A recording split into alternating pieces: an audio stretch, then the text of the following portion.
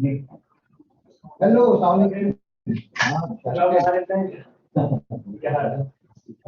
मैं तो ये गाड़ी देखता रहा हूँ। मैं किसी ने सोचा था कि वहाँ पे उसको तो चिट्ठी छोड़ूं कि यार आई एम डॉक्टर आरिफ, तो मैं इसमें देखा कि चलिए तो कहाँ रहते हैं? मेरे 17 नंबर ये साथ में रहते हैं। साथ वाला है। मैं कब से बोल रहा हूँ कि इसकी गाड़ी खरीदो। अच्छा मेरी वो कौन सी क्लास से अच्छा जी जी अच्छा मुझे ठीक है। अरे क्या मेरी गाड़ी आके हाँ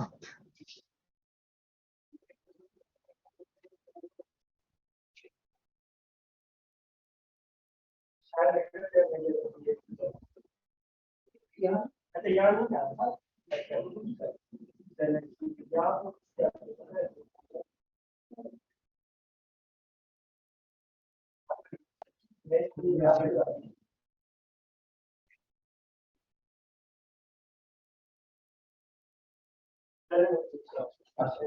इसे लगाओ चक्कर हाँ सर बिल्कुल बहुत सर मैंने भी ऑनलाइन क्लास स्टार्ट की अच्छा चलिए चलिए आप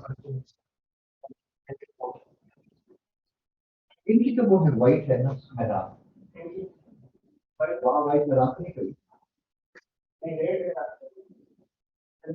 रेड मैदान तो वो यहाँ नहीं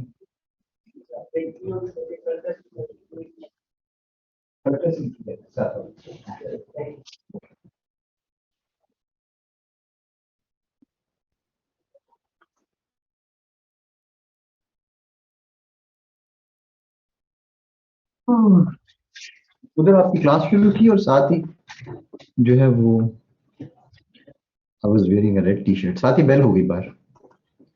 ऑनलाइन बैच 27। वालेकुम अस्सलाम sir, our last lecture was on 23 September. अल्लाह माफी, you were wearing a red T shirt. T shirt का जमाना था तब। वालेकुम सलाम। पिछले जन्म में हुई थी सर। ये ऐसे ही लग रहा है स्टूडेंट्स। ये आज आपका वो क्या है? हाँ जी, मौसम बदल गया और डॉक्टर उमर की क्लास से ही आ रही है, ध्यान से जरा। हम सोच रहे हैं कि ये कौन सी क्लास है।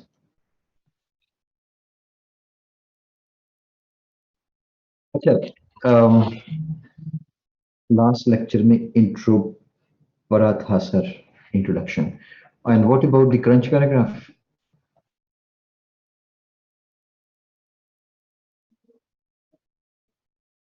तुम लोग का लेक्चर नंबर क्या है आज? पहले तो मुझे ये बताओ ना।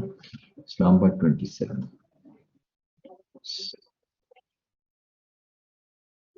ये कैसे पॉसिबल है? इंट्रोडक्शन पैराग्राफ पढ़ा हो तुम लोगों का? मुश्किल से एक या दो लेक्चर बाकी बचे हैं, अब तो बहुत तेजी से काम कवर करना पड़ेगा।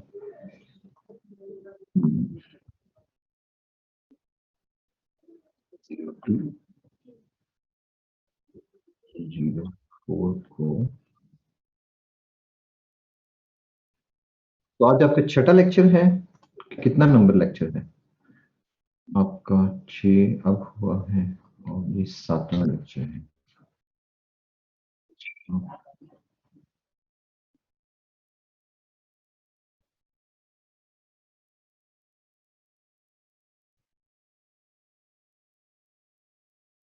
What not taught is knowledge and congratulations in new car. Thank you बसला, थैंक यू। सितंबर में रेड वाली कार थी, हाँ, तो ब्लैक वाली नहीं थी। यस, अटेंशन ग्रैबर किया था। और अटेंशन ग्रैबर और इंट्रोडक्शन पैराग्राफ सारा सारा हो गया हुआ है ना? चलो पहले क्रंच पैराग्राफ करो और उसके बाद कंक्लूजन करो आज। और उसके बाद जो है वो आर्गुमेंटेटिव ऐसे स्टार्ट करो। ठीक है students, a lot of things to do today. Crunch paragraph quickly.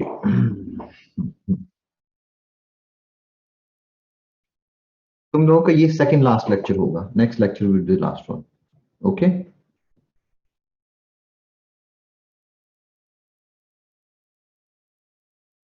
अच्छा जी, जो क्रंच पैराग्राफ जिसको हम कहते हैं,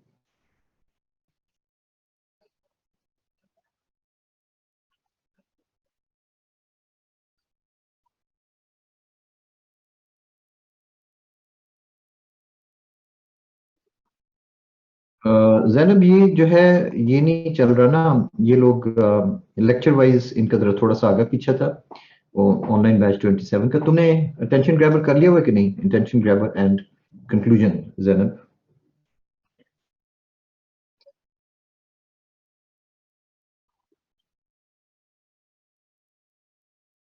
अटेंशन ग्रैबर डन नहीं, मैं पूछ रहा हूँ, सॉरी, क्रंच पैराग्राफ।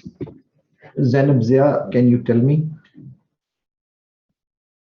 नोआ की तरफ से एक्चुअली आपके साथ क्रंच पैराग्राफ तुमने कर लिया हुआ है। और अच्छा, जैनब ने कर लिया हुआ है, तो फिर ये तो क्लास तुम्हें फर्स्ट हाफ अटेंड करने की जरूरत नहीं है। नेक्स्ट आर्गुमेंटेटिव ऐसे मैंने ब्रेक के बाद करनी है। हाँ, और कंक्लूजन पैराग्राफ, चलो ठीक है, बैठी रहो, कोई बात नहीं, अटेंड कर लो।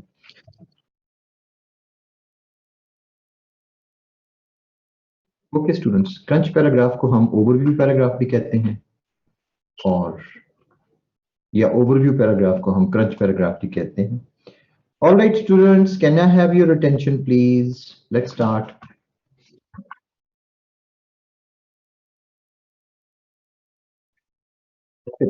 ये जो ओवरव्यू या क्रंच पैराग्राफ जिसे कहा जाता है, ये बेसिकली इसका मकसद है अंडरस्टैंडिंग द टॉपिक। बेसिकली इसको जो हम जिस जिस कैटेगरी में लेके आएंगे वो ये है कि टॉपिक को अंडरस्टैंड करना। और इसमें मेन काम ही जो है वो टॉपिक को ब्रेक डाउन किया जाता है, बस यही है इसका, सादे लफ्जों में।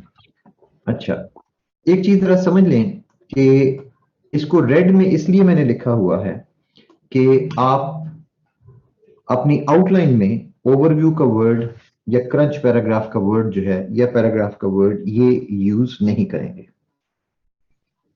रेड में करने का मकसद ये था कि आपको ये पता चल जाए कि हमारा इसके ऊपर जो है वो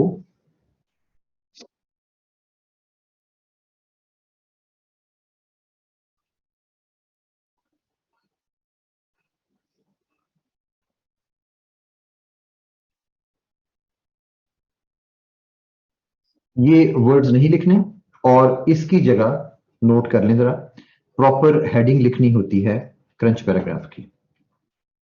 क्रंच पैराग्राफ का वर्ड यूज नहीं होगा, ओवरव्यू का वर्ड यूज नहीं होगा, और यहाँ पे प्रॉपर हेडिंग लिखनी होती है जिसके जरिए आप इसको वो करेंगे, शो करेंगे कि ये एक्चुअली चीज क्या है। और हेडिंग कैसे बनानी है? The heading of this paragraph may be formed by rephrasing the essay title.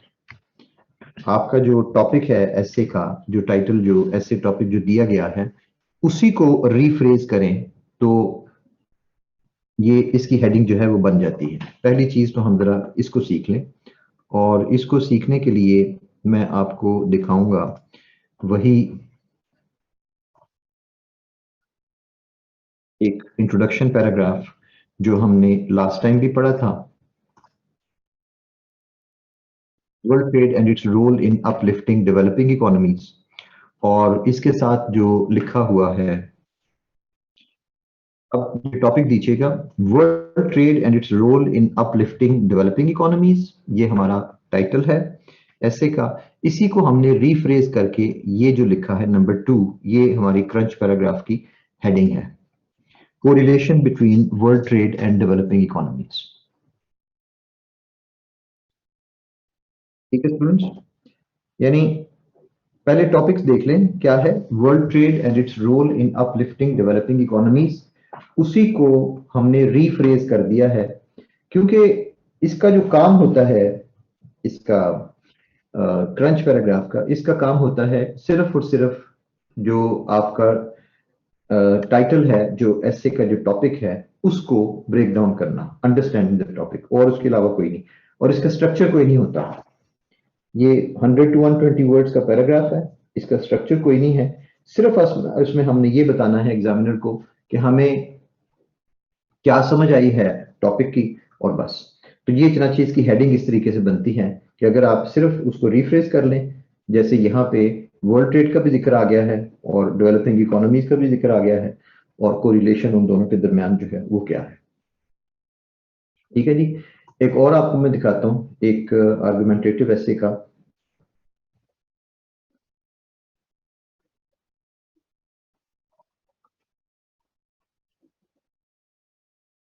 ये हमारे पास फॉर एग्जांपल एक टॉपिक है, ये देखें,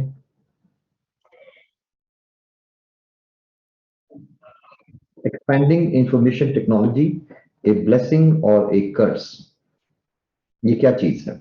इंफॉर्मेशन टेक्नोलॉजी को अगर एक्सपेंड किया जाए तो ये ब्लेसिंग होगी या कि कर्स होगा? तो इसकी हेडिंग देखते हैं कि क्या बनी। इसकी हेडिंग बनी है, how expanding information technology can be blessing और कर्स।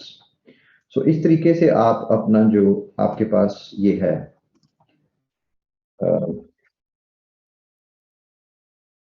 जो टाइटल ऐसे का दिया गया होता है, उसी को हमने जो है वो रिफ्रेश कर दें तो ये बन जाती है, हमारे पास हेडिंग जो है वो बन जाती है। स्टूडेंट बात की समझ आई है? बस इतनी ही एग्जांपल्स है मेरे पास, इससे ज्यादा नहीं है। ये क्लास बहुत कम बोल रही है आज, सिर्फ 2-3 लोग ही बोल रहे हैं, बाकी कोई 60 लोग तो सिर्फ शायद तमाशा ही देखने आए होंगे आज।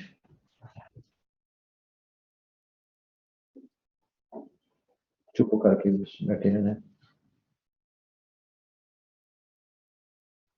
बोलो शाबाश, जरा बताओ मुझे कुछ समझ आई है कि नहीं?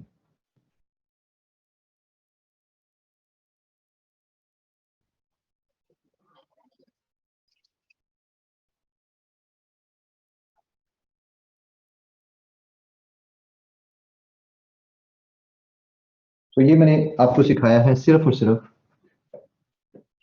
Sir can we write as are expending, नहीं यार, आर एक्सपेंडिंग इंफॉर्मेशन टेक्नोलॉजी, भाई वो तो नीला बट वो हो जाएगी ना, ऐसे स्टार्ट हो जाएगी ना, ऐसे नहीं ना करनी। We have to summarize our whole outline. नहीं जुनेद, ऐसी कोई बात नहीं, अभी तक मैंने ऐसा कुछ भी नहीं कहा आपसे कि पूरी आउटलाइन जो है उसको समराइज करना है।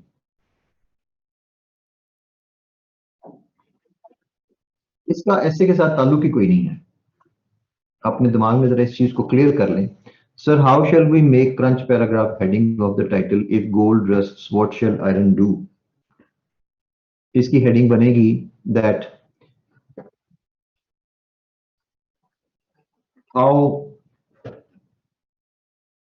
रस्टिंग ऑफ गोल्ड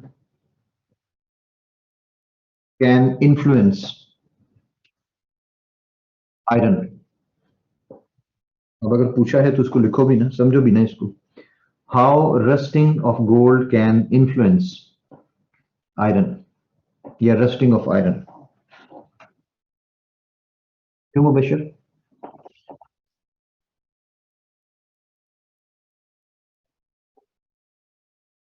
अच्छा जी।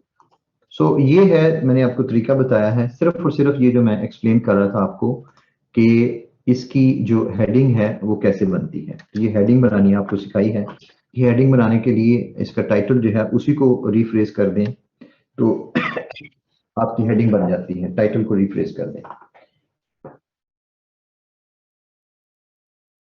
अच्छा जी, जो समझने वाली चीज है वो ये है कि ओवरव्यू या crunch paragraph gives details of the topic, not of the essay. ये जो क्रंच पैराग्राफ है या ओवरव्यू क्रंच पैराग्राफ है, it gives details of the topic, not of the essay. अब ये चीज आपके समझने वाली है।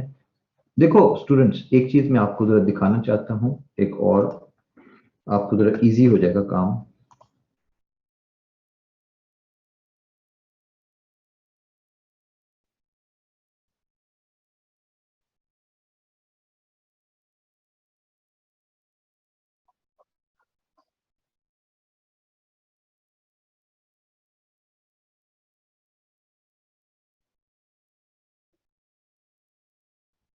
ये देखिएगा,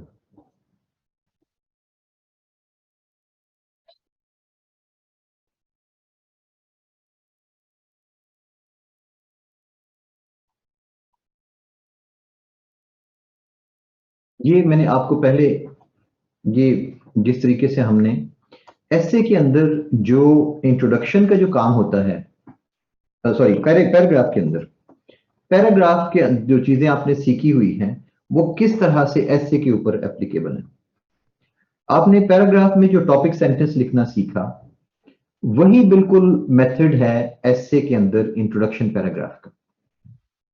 यानी जो चीजें हम टॉपिक सेंटेंस में कहते हैं कि करें या ना करें, वही चीजें हम इंट्रोडक्शन पैराग्राफ के बारे में कहते हैं कि करें या ना करें। जो काम पैराग्राफ में रीजनिंग या एक्सप्लेनेटरी सेंटेंस का था, बिल्कुल वही काम क्रंच पैराग्राफ का है। मसलन रीजनिंग और एक्सप्लेनेटरी सेंटेंस क्या करता है भला पैराग्राफ के अंदर? स्टूडेंट्स आप बताएंगे मुझे।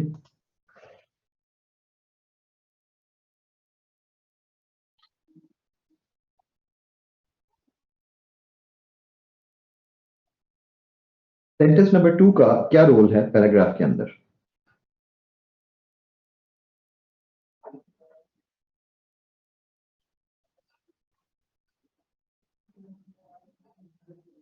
नहीं, सपोर्ट नहीं है मेमोना।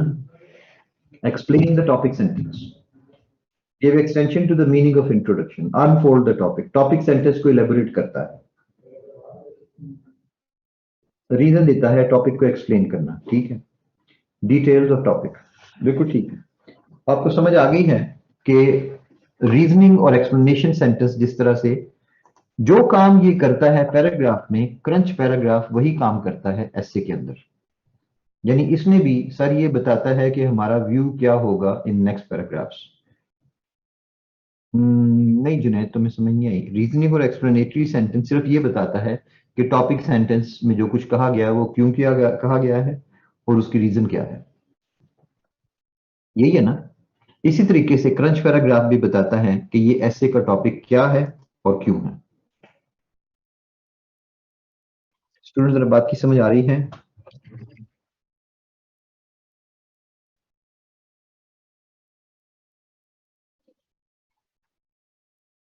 ठीक है, मुझे जरा 2 मिनट दीजिएगा, मैं जरा अपने लिए कॉफी बनाऊंगा, क्योंकि मैं आज तीसरी क्लास है ये, और शदीद किस्म की जहनी थकावट महसूस हो रही है पिछली 2 क्लासेस पढ़ाने के बाद। मैं जरा चाय जरा अपने ले ले आऊं, ठीक है?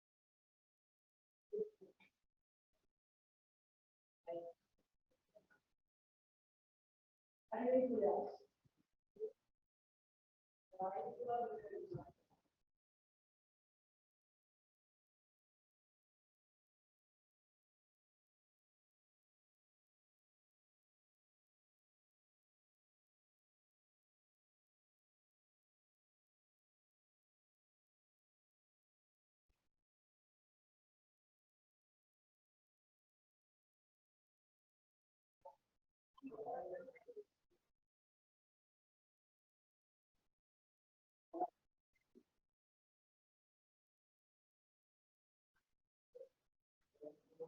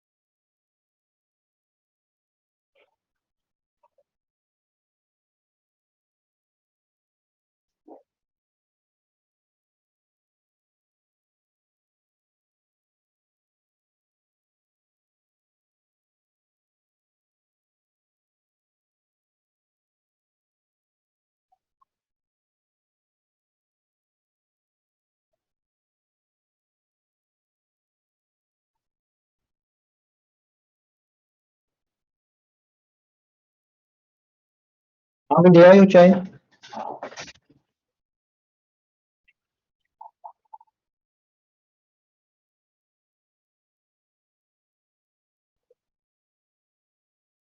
हेलो क्लास, मैं वापस आ गया हूँ। वापस आ जाओ, तुम्हें कुछ नहीं कहा जाएगा। Okay okay.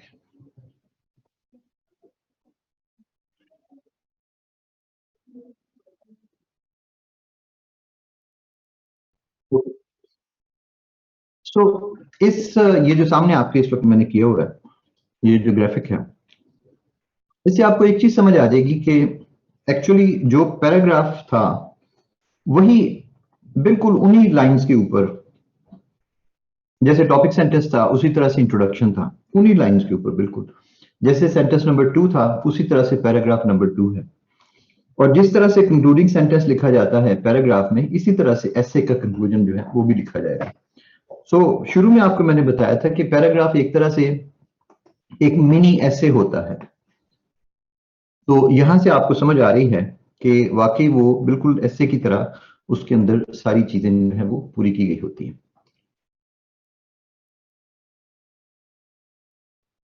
अच्छा जी। तो ये हमने देखा कि ओवरव्यू या crunch paragraph gives details of the topic, not of the essay. It gives the rationale of the essay, by interpreting the topic in detail. और this paragraph is written immediately after the introduction, second paragraph होता है। और इसके अंदर जैसे हम paragraph में करते थे ना कि स्टेटिस्टिक्स और डिटेल्स जो होती थी टॉपिक सेंटेंस की वो हम सेकंड सेंटेंस में डालते थे, इसी तरीके से इसके अंदर भी it carries the necessary statistics और definitions of key terms required to understand what the essay topic means. So उसको समझने के लिए हमें जो डिटेल्स चाहिए सारी, किसी की टर्म की डेफिनेशन करनी है या कोई स्टेटिस्टिक्स एंड फिगर्स चाहिए, तो वो सारा कुछ जो कुछ है वो इसके अंदर सेकंड पैराग्राफ में डाला जाता है। और इसका काम सिर्फ इतना है, इसके अंदर ये याद रखें कि टॉपिक की डिस्कशन नहीं करनी, it is limited to elaborating the topic only and it does not start the essay discussion or argument that is done in the next paragraphs। और इसकी लिमिट जो है वो 100 to 120 वर्ड्स है।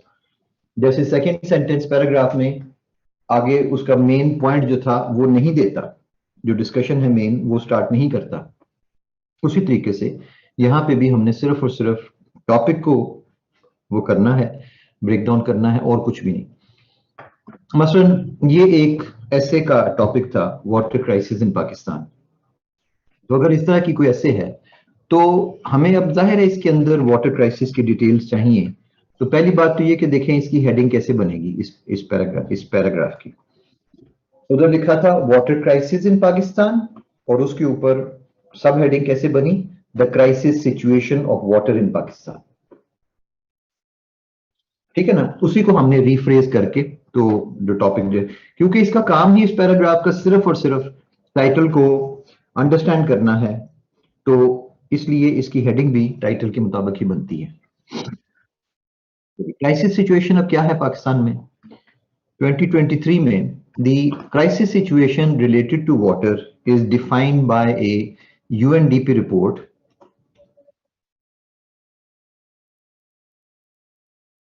The crisis situation related to water is defined by a UNDP report 2018 की जो थी, which shows that by 2023 Pakistan will become a water scarce country। अब इसकी 2023 की ये जो 2018 की रिपोर्ट थी यूएनडीपी की, इसी में बाकी डिटेल्स भी दी हुई थी। मसलन in 1957 Pakistan used to have 5,000 million acre feet per capita water which shrunk to 1089 MAF in year 2012। तो या मीटर स्क्वायर कर लें MAF की जगह, तो पाकिस्तान के पास इतना पानी जो था वो होता था हर इंडिविजुअल के लिए, लेकिन 2012 तक ये पानी कम होके हमारे पास जो था वो 1089 रह गया। करंट स्टेटिस्टिक्स यानी 2018 के show that Pakistan has only 1057 MAF as per capita water available। अब और भी कम हो गया है, 1057 रह गया है, यानी कम होता जा रहा है साल ब साल। This is expected to fall below 1000 MAF by 2023 when Pakistan would be declared a water deficient country। तो 1000 जो है वो बॉटम लाइन है, 1000 MAF से नीचे चला जाए तो उसको कंट्री को कहा जाता है कि ये वाटर डिफिशिएंट कंट्री है। This clearly shows that Pakistan is going to face water scarcity, which would prove to be a major crisis and an existential threat for the country।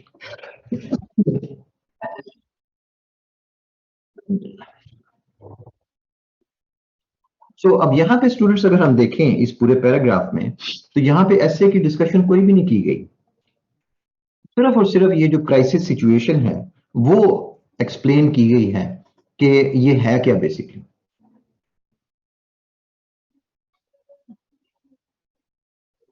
ये लिख सकते हैं इंजीनियर जी। स्टूडेंट्स को समझ आई है इस paragraph को पढ़ के?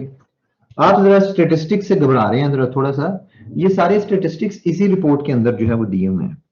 और वैसे भी एक सीएसएस स्टूडेंट को इन डिटेल्स का कम से कम थोड़ा बहुत पता होना चाहिए, क्योंकि आजकल हर बंदे को जगह जगह पे ये पब्लिश हो रहा है कि पहले 5000 होती थी, फिर 1089 रह गया, फिर 1057 रह गया, अब ये 1000 हो जाएगा। ठीक है, तो इसका बेसिक कुछ चीजें जो है क्रंच पैराग्राफ की वो आपके जनरल नॉलेज से जी। इट महद उस्मान बिल्कुल it discusses the main problem, बल्कि हम यूं कहा करते हैं कि इट प्रॉब्लमेटाइजेस द टाइटल। मैंने कहा ना स्ट्रक्चर कोई नहीं, सपोर्टिंग पॉइंट कहां से आया है? शहजाद नासिर, ये इसमें कोई वो नहीं, स्ट्रक्चर नहीं लगता। यूएनडीपी को कौन सा रिपोर्ट, आपने लास्ट लेक्चर में बताया था कि एग्जैक्ट रेफरेंस देना होता है जी। यूएनडीपी की रिपोर्ट जो है वो एग्जैक्ट देख के तो यहां पे डालने वाली है।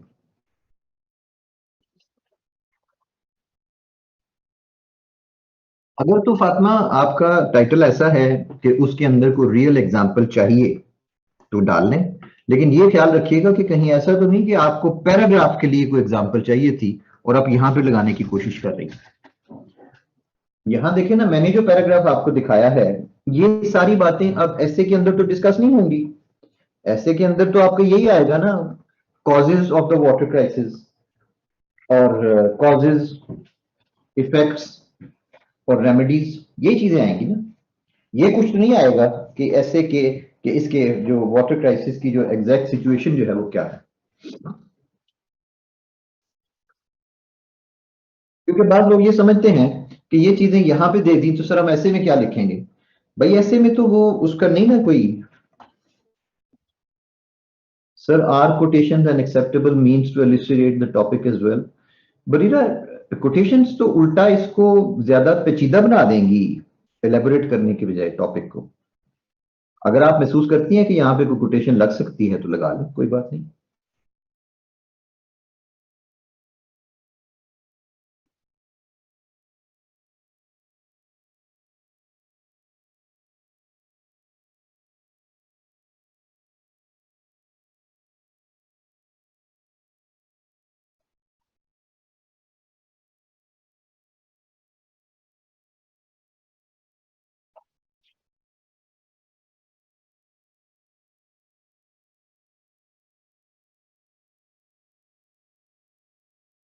ये स्टूडेंट्स क्रंच पैराग्राफ समझ आई?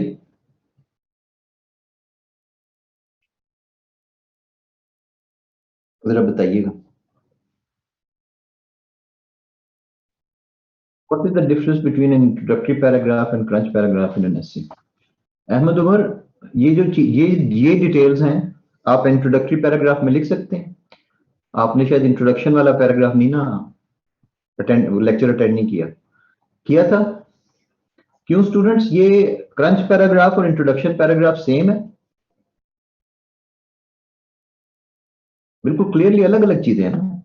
इंट्रोडक्शन पैराग्राफ के अंदर आप अटेंशन ग्रैबर देते हैं, आउटलाइन दिखाते हैं, थीसिस स्टेटमेंट देते हैं। हमारे स्टूडेंट्स एक्चुअली ना, पता है क्या होता है पाकिस्तान में, ये जो ये लिखा है ना सारा कुछ, ये इसको सारे को वो करने की कोशिश करते हैं, ये इंट्रोडक्शन में सारा कुछ करने की कोशिश करते हैं, इसलिए इनका इंट्रोडक्शन जो है खराब होता है।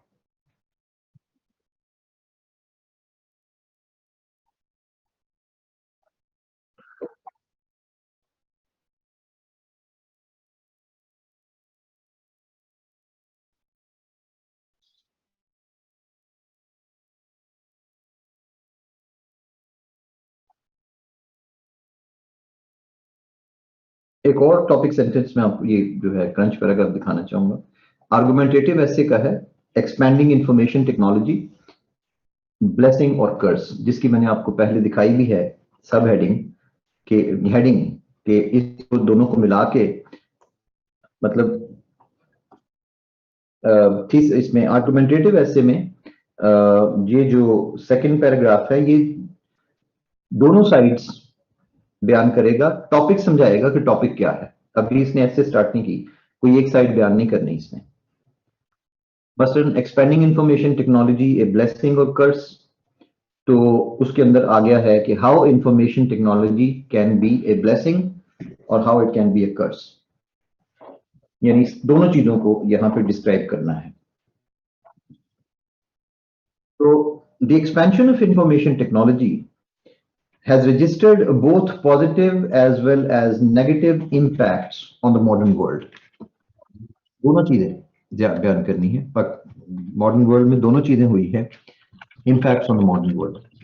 On one hand, mankind has used information technology to facilitate the various complex functions of the current era, due to which it is called a blessing.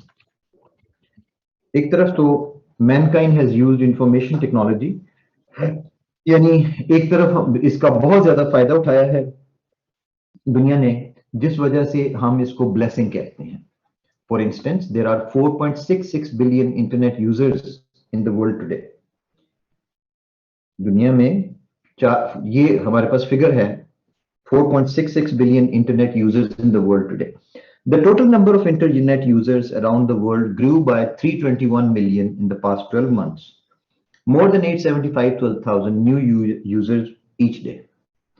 अब ये जो फिगर्स मैंने सारी पेश की हुई हैं, ये बेसिकली जॉन क्लेमेंट्स की आर्टिकल है, वर्ल्ड वाइड डिजिटल पॉपुलेशन नवंबर 2020 की।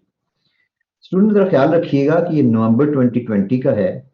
अब ये 4.66 बिलियन नहीं रही, अब ये चेंज हो गया हुआ है। डेफिनेटली चेंज हुआ होगा पिछले एक साल में। ये भी 875,000 नवंबर 2020 में जब मैंने लिखा तब था। अब आप इसको नहीं लिख सकते, या ये जो इनके जितने जो है वो ये सारी जो फिगर्स हैं ये उस वक्त की, अब जो है ये चेंज हो चुकी है। समझ आ रही है इस चीज की? आपने जो लिखना है, आप अपनी जो करंट जो स्टेटिस्टिक्स हैं वो लिखेंगे। मसलन आजकल जो है वो कौन सी है,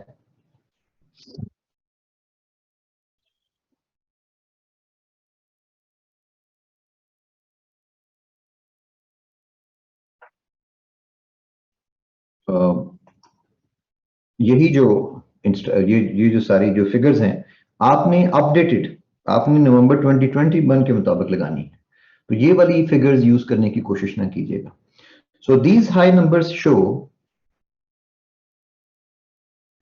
दी अब डेटा जब अपडेट करेंगे तो फिर जहां से डेटा अपडेट करेंगे उसका रेफरेंस देंगे ना, इसका तो नहीं दे सकते आप। These high numbers show that information technology is being used by a large segment of humanity today. So ये तो हमने जो blessing है वो गिनवा दी सारी की सारी, ठीक है। On the other hand, it is called a curse, as the spread of IT has led to increase in cyber crimes all over the world. For example, during the calendar year 2019, 467,361 complaints of cyber crimes were received. उस जमाने में 2019 के जो है वो ये इतनी figures जो थी वो साइबर क्राइम की reports I. An average of nearly 1,300 every day, and more than $3.5 billion in losses to individual and business victims were recorded. अब इसका सोर्स क्या है? हरजवे ग्रुप जो है ये हर साल official annual cyber crime report छापता है।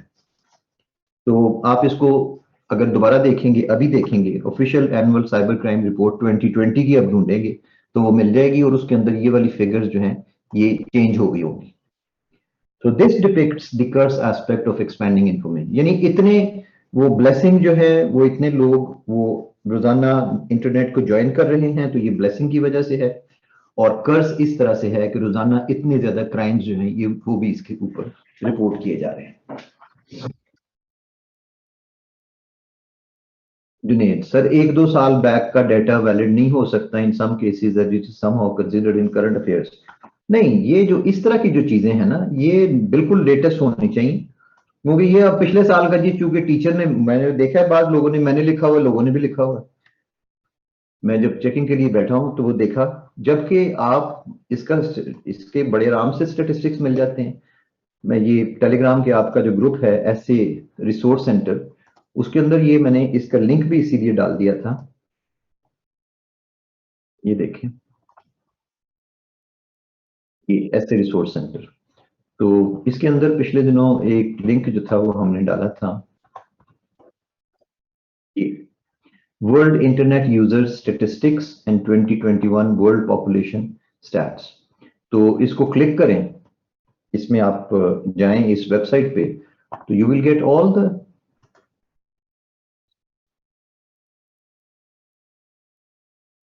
ये देखें, ये उस लिंक को मैंने क्लिक किया, इंटरनेट वर्ल्ड स्टैटिस्टिक्स, तो सब कुछ मिल जाएगा आपको। ये देखो, internet user distribution in the world, total कितने हैं ये लिखा हुआ है सामने आपके, ये सोर्स इंटरनेट वर्ल्ड बेसिस 5168। इसका मतलब ये हुआ, हमने क्या देखा था 4.66, और ये अब कितने हो गए हैं 5.168। या 169? स्टूडेंट समझ आ रही है बात की? और ये भी 31 मार्च तक है। तो ये लिंक मौजूद है उसमें, ऐसे रिसोर्स सेंटर में, वहां से लेके आप कर सकते हैं। और हरजवे ग्रुप जो है उसको वैसे इसी तरीके से हरजवे ग्रुप जी है, एनुअल साइबर क्राइम रिपोर्ट आप मांगेंगे तो वो 2021 का जो है वो कर देंगे। जी सोर्स मेंशन करना जरूरत पड़ेगी, जाहिर है, क्यों नहीं।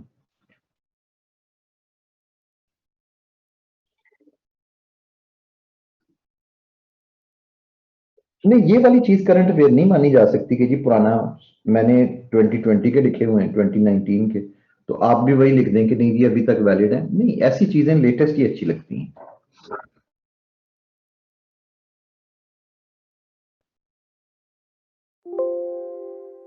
तो ये चनाचे पैराग्राफ लिखा गया, और ये वाला जो है हरजवे ग्रुप का, ये 2019 official annual cyber crime report है। यहाँ 2020 लिख के तो official annual cyber crime report पता कर लें इंटरनेट से, उससे आपको स्टेटिस्टिक्स अपडेट हो जाएंगी। बस एक दफा करनी, उसके बाद उनको याद कर लें, क्योंकि ये जो बेसिक फिगर्स हैं कि दुनिया में इंटरनेट यूजर्स कितने हैं, दुनिया में साइबर क्राइम कितने हो रहे हैं, ये तो जनरल नॉलेज के लिहाज से भी हर सीएसएस के स्टूडेंट को इसकी इंफॉर्मेशन तो चाहिए ना।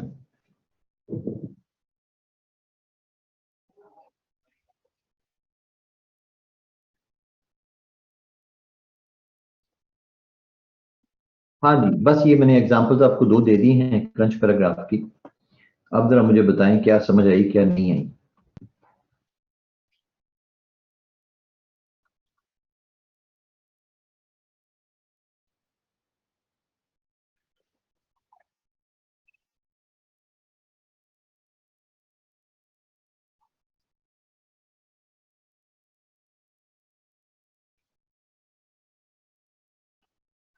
चलो जी, ये बड़ी अचीवमेंट हो गई है, शहजाद ने उस कह दिया है, शहजाद नासिर ने, कि जी क्रंच पैराग्राफ समझ आ गई।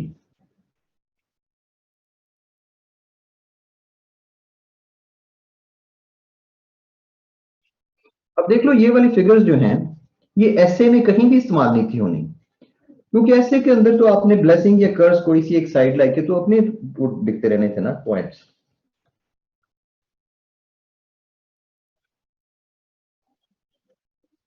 आगे थोड़ा डिफिकल्ट कैसे है अभी, फातिमा?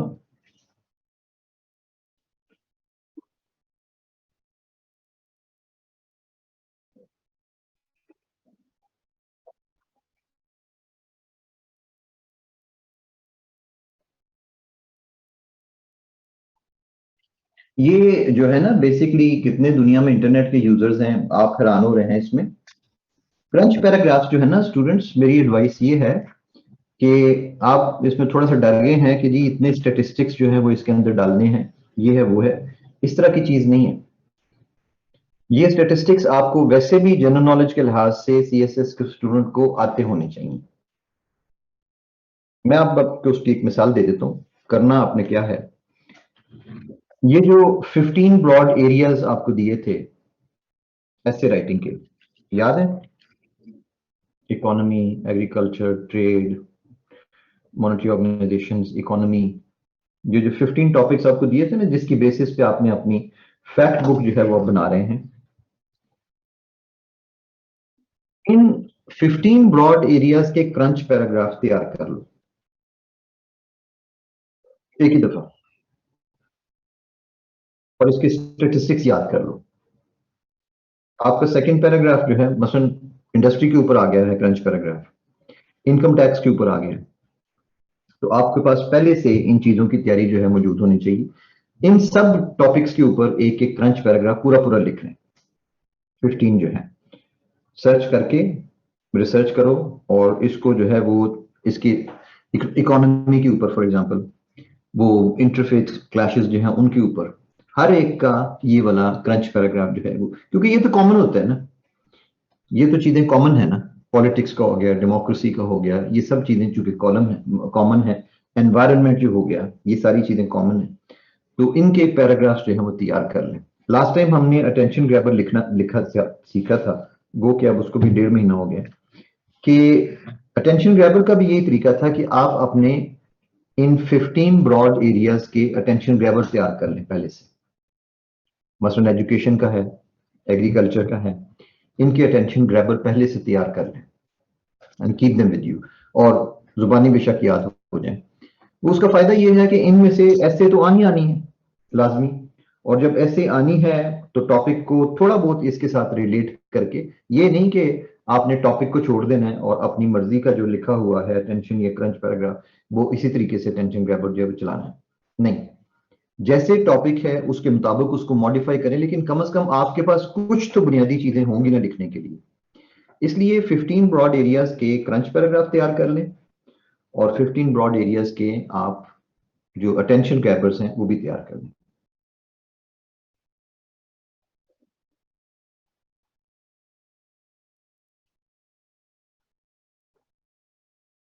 जी अब बताएं।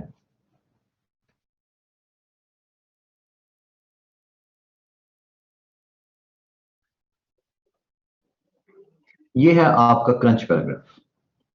चले, जज़ाकल्लाह खैर।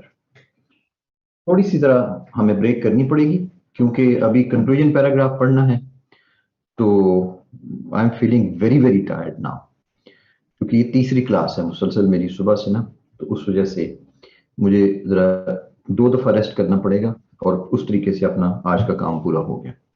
I hope you don't mind students. Okay,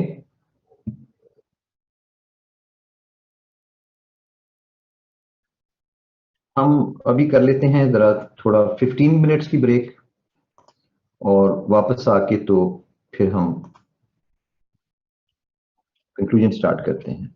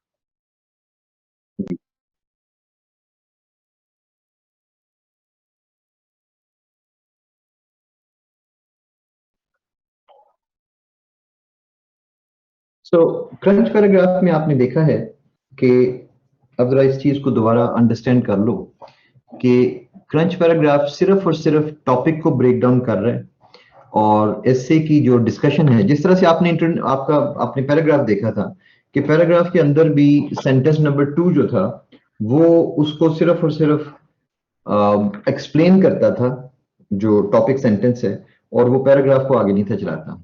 paragraph को आगे चलाने के लिए हमारे पास जो है वो सेंटेंस नंबर 3 सपोर्टिंग पॉइंट जो था उससे हमने चलाना था। तो इसी तरीके से आपके पास एसए के अंदर भी फर्स्ट पैराग्राफ इंट्रोडक्शन पैराग्राफ आया, उसने सिर्फ इंट्रोडक्शन दिया, अपना अटेंशन ग्रैबर, अपनी जिस्ट ऑफ द आउटलाइन, और उसके बाद थीसिस स्टेटमेंट। उसके बाद आपके पास क्रंच पैराग्राफ आ गया जिसने सिर्फ ये बताया कि ये टॉपिक किस चीज के बारे में है या टॉपिक इंपॉर्टेंट क्यों है।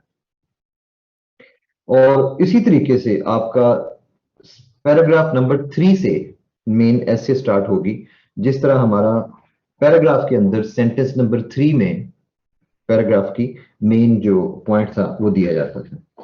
स्टूडेंट्स यहां तक क्लियर है?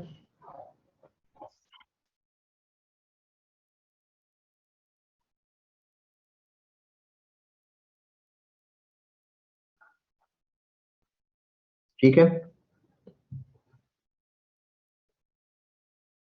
चलिए अब हम जो कंक्लूडिंग सेंटेंस है, कंक्लूडिंग पैराग्राफ जो है वो पढ़ लें। और आपने एक चीज और नोट कर ली कि क्रंच पैराग्राफ का पैराग्राफ स्ट्रक्चर नहीं होता, इसका स्ट्रक्चर कोई नहीं है। 100 to 120 वर्ड्स, आप जहां भी टॉपिक को ब्रेक डाउन करने के लिए, उसको अंडरस्टैंड करने के लिए आप जब भी कोई चीज देंगे, पैराग्राफ देंगे, तो वो एक्सप्लेनेशन जो है वो सारी ये होगी। एक और मैं इसकी एग्जांपल जरा आपको दिखाना चाहूंगा।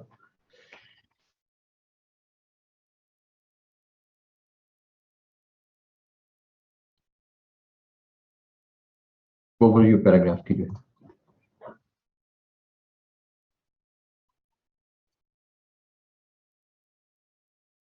जैसे ये हमने ये सारा किया था, तो अब ये इसकी जो मैंने आपसे कहा है कि जो इसकी जो सारी इंफॉर्मेशन है उसको अपडेट करना आपका काम है।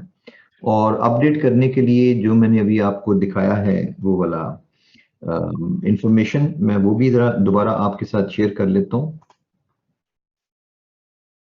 ये वाली थी ना, तो इसके ऊपर लेटेस्ट इंफॉर्मेशन जो है वो इंटरनेट यूजर से रिलेटेड मौजूद है। टोटल यूजर्स कितने हैं, और अब ये देखें उधर हमने 4.66 जो था वो लिखा हुआ था, और यहाँ पे ये कितना लिखा हुआ है, बेसिस 5168, तो यानी 5.16 या 5.17 तकरीबन बिलियन यूजर जो है वो मौजूद हैं इस वक्त इंटरनेट के। सो इस तरीके से आप जो है वो अपना ये मार्च 31 2021 का है।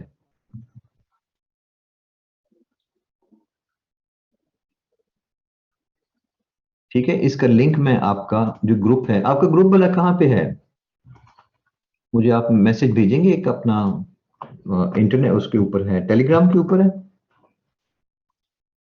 जरा मैसेज मुझे भेजते हैं प्लीज, मैं ये लिंक आपको भेज दूं ये वाला।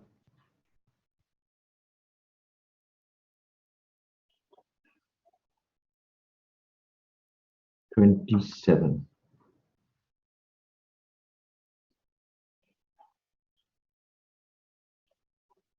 भेजा आपने ये? ठीक है, ठीक है, ठीक है, ठीक है।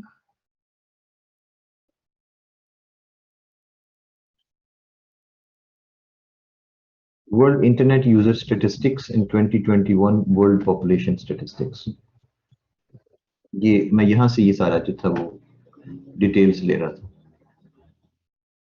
ठीक है, आपके टेलीग्राम पे ये मैंने भेज दिया है उसको। I want to read another paragraph related to crunch paragraph। ये जरा टॉपिक पहले जरा समझ लीजिएगा कि टॉपिक हमारा क्या है। टॉपिक है कि ये learning to live with the pandemic takes more than just physical strength. ये मेरा ख्याल है मैंने मई के जो हमारे नोआ के मॉक एग्जाम्स थे उसके अंदर दिया था, और इसको जरा गौर कीजिएगा इसके ऊपर। ये करंट टॉपिक है, नया टॉपिक है, करंट टॉपिक है, क्योंकि इस वक्त हमारी जो कोविड 19 के बारे में सिचुएशन क्या है, we are learning to live with the pandemic. अब देख लें जिस तरीके से हम प्रोटोकॉल सारे और वैक्सीनेशन और अब हमने क्या कर लिया, कोरोना वायरस से हम बचने की कोशिश नहीं कर रहे, अब हम इसके साथ जिंदगी गुजारने की, learning to live with pandemic. तो टॉपिक ये है, takes more than just physical strength. इसका मतलब क्या हुआ? इसका मतलब ये हुआ कि हम सिर्फ और सिर्फ पैंडेमिक जो है कोविड 19 के दिनों में सिर्फ सिर्फ फिजिकल स्ट्रेंथ, बार बार हम कहते हैं जी इम्यूनिटी डेवलप करें, वैक्सीनेशन करवा लें, तो उससे जो है आपको कोरोना नहीं होगा और इस तरीके से होगा। लेकिन takes more than just the physical strength. Topic क्या कह रहा है कि फिजिकल स्ट्रेंथ से ज्यादा भी कोई चीज जो है वो चाहिए यहाँ पे। तो इसका जो मैंने क्रंच जो इसकी हेडिंग बनी है वो हेडिंग क्या बनी कि cost of pandemic other than just the physical effects. यानी ये समझना कि नहीं, आर्गुमेंटेटिव नहीं है, एक्सपोजिटरी है। तो cost of pandemic other than just the physical effects, मतलब ये समझा जाता है कि जी फिजिकली अपने आप को स्ट्रॉन्ग कर लें तो पेंडेमिक को बंदा फाइट कर सकता है। तो सिर्फ इतनी बात नहीं है, मतलब इसका टॉपिक ये मतलब ये बनता है कि और भी स्ट्रेंथ्स चाहिए इंसान को। बेशुमार ऐसे लोग आप में से जिन लोगों को अगर कोरोना नहीं हुआ, अगर कोविड 19 नहीं हुआ, तो इसका ये मतलब नहीं कि वो पूरी तरह से बच गए हैं कोरोना वायरस के इफेक्ट से, नहीं। उनको जो है वो कुछ ना कुछ इफेक्ट्स जो है इंसान को, चाहे इमोशनल हैं चाहे साइकोलॉजिकल हैं चाहे इकोनॉमिक हैं, कुछ ना कुछ इफेक्ट्स इंसान को जरूर हुए हैं, हर किसी को, दुनिया में कोई शख्स बचा नहीं है। तो इसका क्रंच पैराग्राफ इस तरीके से है कि pandemics leave long lasting effects on societies and economies. शुरू में हम बात कर लें कि पैंडेमिक जो है, अब सिर्फ कोविड-19 ही तो पैंडेमिक नहीं है ना, लेकिन रिसेंट पैंडेमिक चूंकि वो है तो उसका जिक्र करेंगे। सो पैंडेमिक जो होते हैं ये leave long lasting effects on societies and economies. That is why those who are not directly physically affected by a pandemic cannot be said to have avoided its effects completely. The recent pandemic, COVID-19, has shown that large number of people sought psychological assistance as compared to the time before the pandemic. मसलन बहुत से लोगों ने मतलब psychological problems बढ़ गई हैं आजकल दुनिया में, इसलिए कि हर वक्त खौफ की सूरत में रहना, हर वक्त खौफ में रहना, फियर में रहना, या सोशल डिस्टेंसिंग। जिस तरीके से जब कोरोना वायरस जब स्टार्ट हुआ है तो आपको याद होगा कि हम लोग मतलब अपनी नॉर्मल लाइफ जो थी वो बड़ी बुरी तरह से डिस्टर्ब हो गई थी। तो अगर किसी को कोरोना वायरस नहीं भी हुआ तो इसका ये मतलब नहीं कि वो पूरी तरह उसके इफेक्ट से बच गया है। तो आज के ज़माने में जो है वो लोग बहुत ज़्यादा साइकोलॉजिकल असिस्टेंस, डिप्रेशन बहुत बढ़ गई लोगों के अंदर, और as compare to the time before the pandemic. Large parts of human society reported emotional disorders due to seeing so much disease and death around. The requirement मतलब disease and death, हर घर में तकरीबन जो है वो बीमारी भी आई, और फिर बेशुमार घरों में, अब जाहिर है इतने लोग मरे हैं तो इन्हीं घरों में फोत हुए हैं ना। तो फिर डेथ जब किसी घर में होती है तो उसकी वजह से दूसरे लोगों के ऊपर इमोशनली उसका जो इफेक्ट है वो भी देखने वाला है। Requirement of social distancing meant that people's normal daily life was negatively affected, which directly impacted their earnings as well. लोगों की अर्निंग जो थी वो बंद हो गई सिर्फ इसलिए कि सोशल डिस्टेंसिंग। सोशल डिस्टेंसिंग का मतलब है आपके सामने है, अब जरा लाइफ थोड़ी सी दोबारा नॉर्मल हुई है, वरना जिस तरह से रेस्टोरेंट्स बंद हो गए थे तो सारे रेस्टोरेंट्स वाले जो स्टाफ था वो फारिग हो गए, या सिनेमाज बंद हो गए, या पार्क्स बंद हो गए। तो आपने देखा कि बेशुमार लोगों की अर्निंग जो थी, स्कूल्स बंद हो गए, कॉलेज यूनिवर्सिटीज, तो बहुत सी दुनिया के जो अर्निंग जो थी वो मुतासर हुई। लेकिन technological know how also help people to overcome the sudden loss of normal life activities. लेकिन जो लोग टेक्नोलॉजी को ज्यादा बेहतर तौर पे समझते थे वो ज्यादा बेहतर तौर पे उसको, उन्होंने कोरोना को जो था वो इस्तेमाल किया एक अपॉर्चुनिटी के तौर पे, थ्रेट की बजाय। Therefore, it is not only the physical strength that helps one survive a pandemic. So ये कहना कि जिन्हीं हम हमारी इम्यूनिटी बढ़ जाएगी या हम वैक्सीनेशन होने से हम कोरोना वायरस के कंप्लीट असरात से बच जाएंगे, तो ऐसा नहीं है।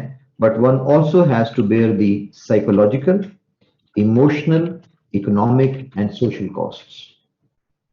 तो ये भी वो सारी चीजें जो हैं इसके अंदर शामिल हैं इसके। अब ये हमने ऐसे नहीं लिखी, अभी ऐसे नहीं लिखी, लेकिन सिर्फ टॉपिक को समझाया है कि टॉपिक में जो कहा गया है कि फिजिकल स्ट्रेंथ सिर्फ नहीं चाहिए और स्ट्रेंथ्स भी चाहिए, तो उनकी क्या सूरत है। तो वो चारों चीजें जो है वो हमने एक एक करके गिनवा दी हैं।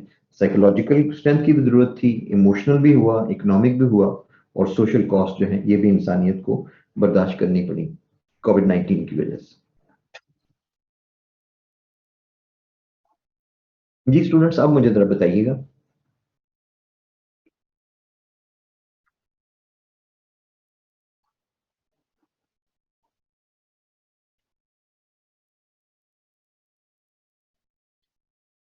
क्लियर है? तो ये क्रंच पैराग्राफ बड़े ध्यान से पढ़ने वाली चीज है कि हाँ, स्टेटिस्टिक्स यूज नहीं किए, मतलब इसके अंदर जो है वो रेफरेंसेस भी यूज नहीं किए। नहीं, मैं लाजमी तो नहीं है उमर के सारे क्रंच पैराग्राफ्स में स्टेटिस्टिक्स वगैरह यूज होंगे, लाजमी नहीं है।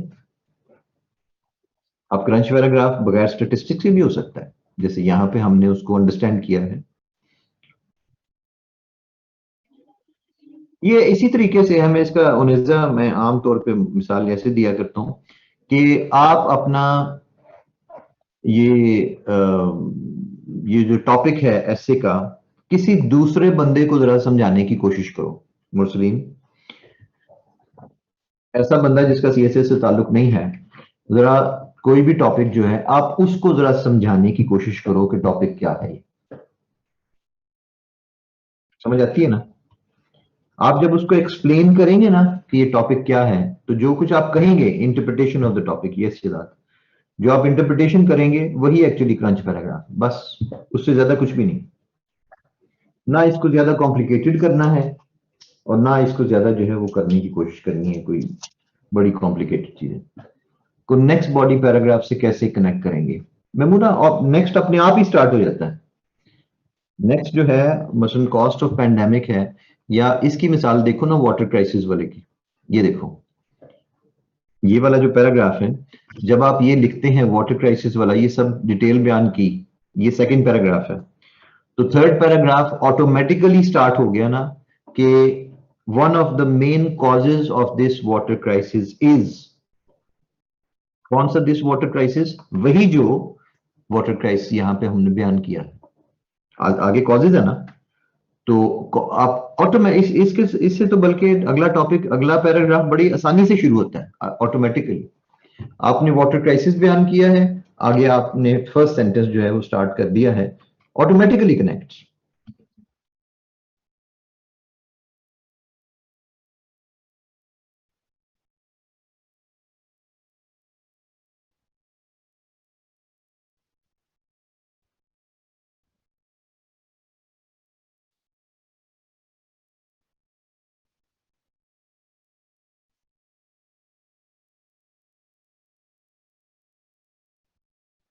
क्या ख्याल है?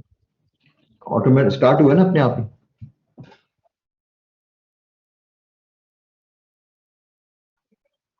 ये जो आपने दिस लिखा है, ये दिस से क्या मुराद है? ये जो पीछे हमने सारा पैराग्राफ लिखा है, और अगर ये ना लिखा होता, आप समझ आ रही है, अगर ये वाला पैराग्राफ क्राइसिस सिचुएशन वाटर का ना लिखा होता, तो क्या ये पॉसिबल था कि इसको ऐसे को इस तरह स्टार्ट किया जाता, वन ऑफ द मेन, क्या कॉजेज से डायरेक्ट शुरू कर सकते थे? नहीं, सवाल ही पैदा नहीं होता। मतलब टॉपिक की हमें समझ ही नहीं आई, इंट्रोडक्शन लगाया और साथ ही कॉजेज शुरू कर दी।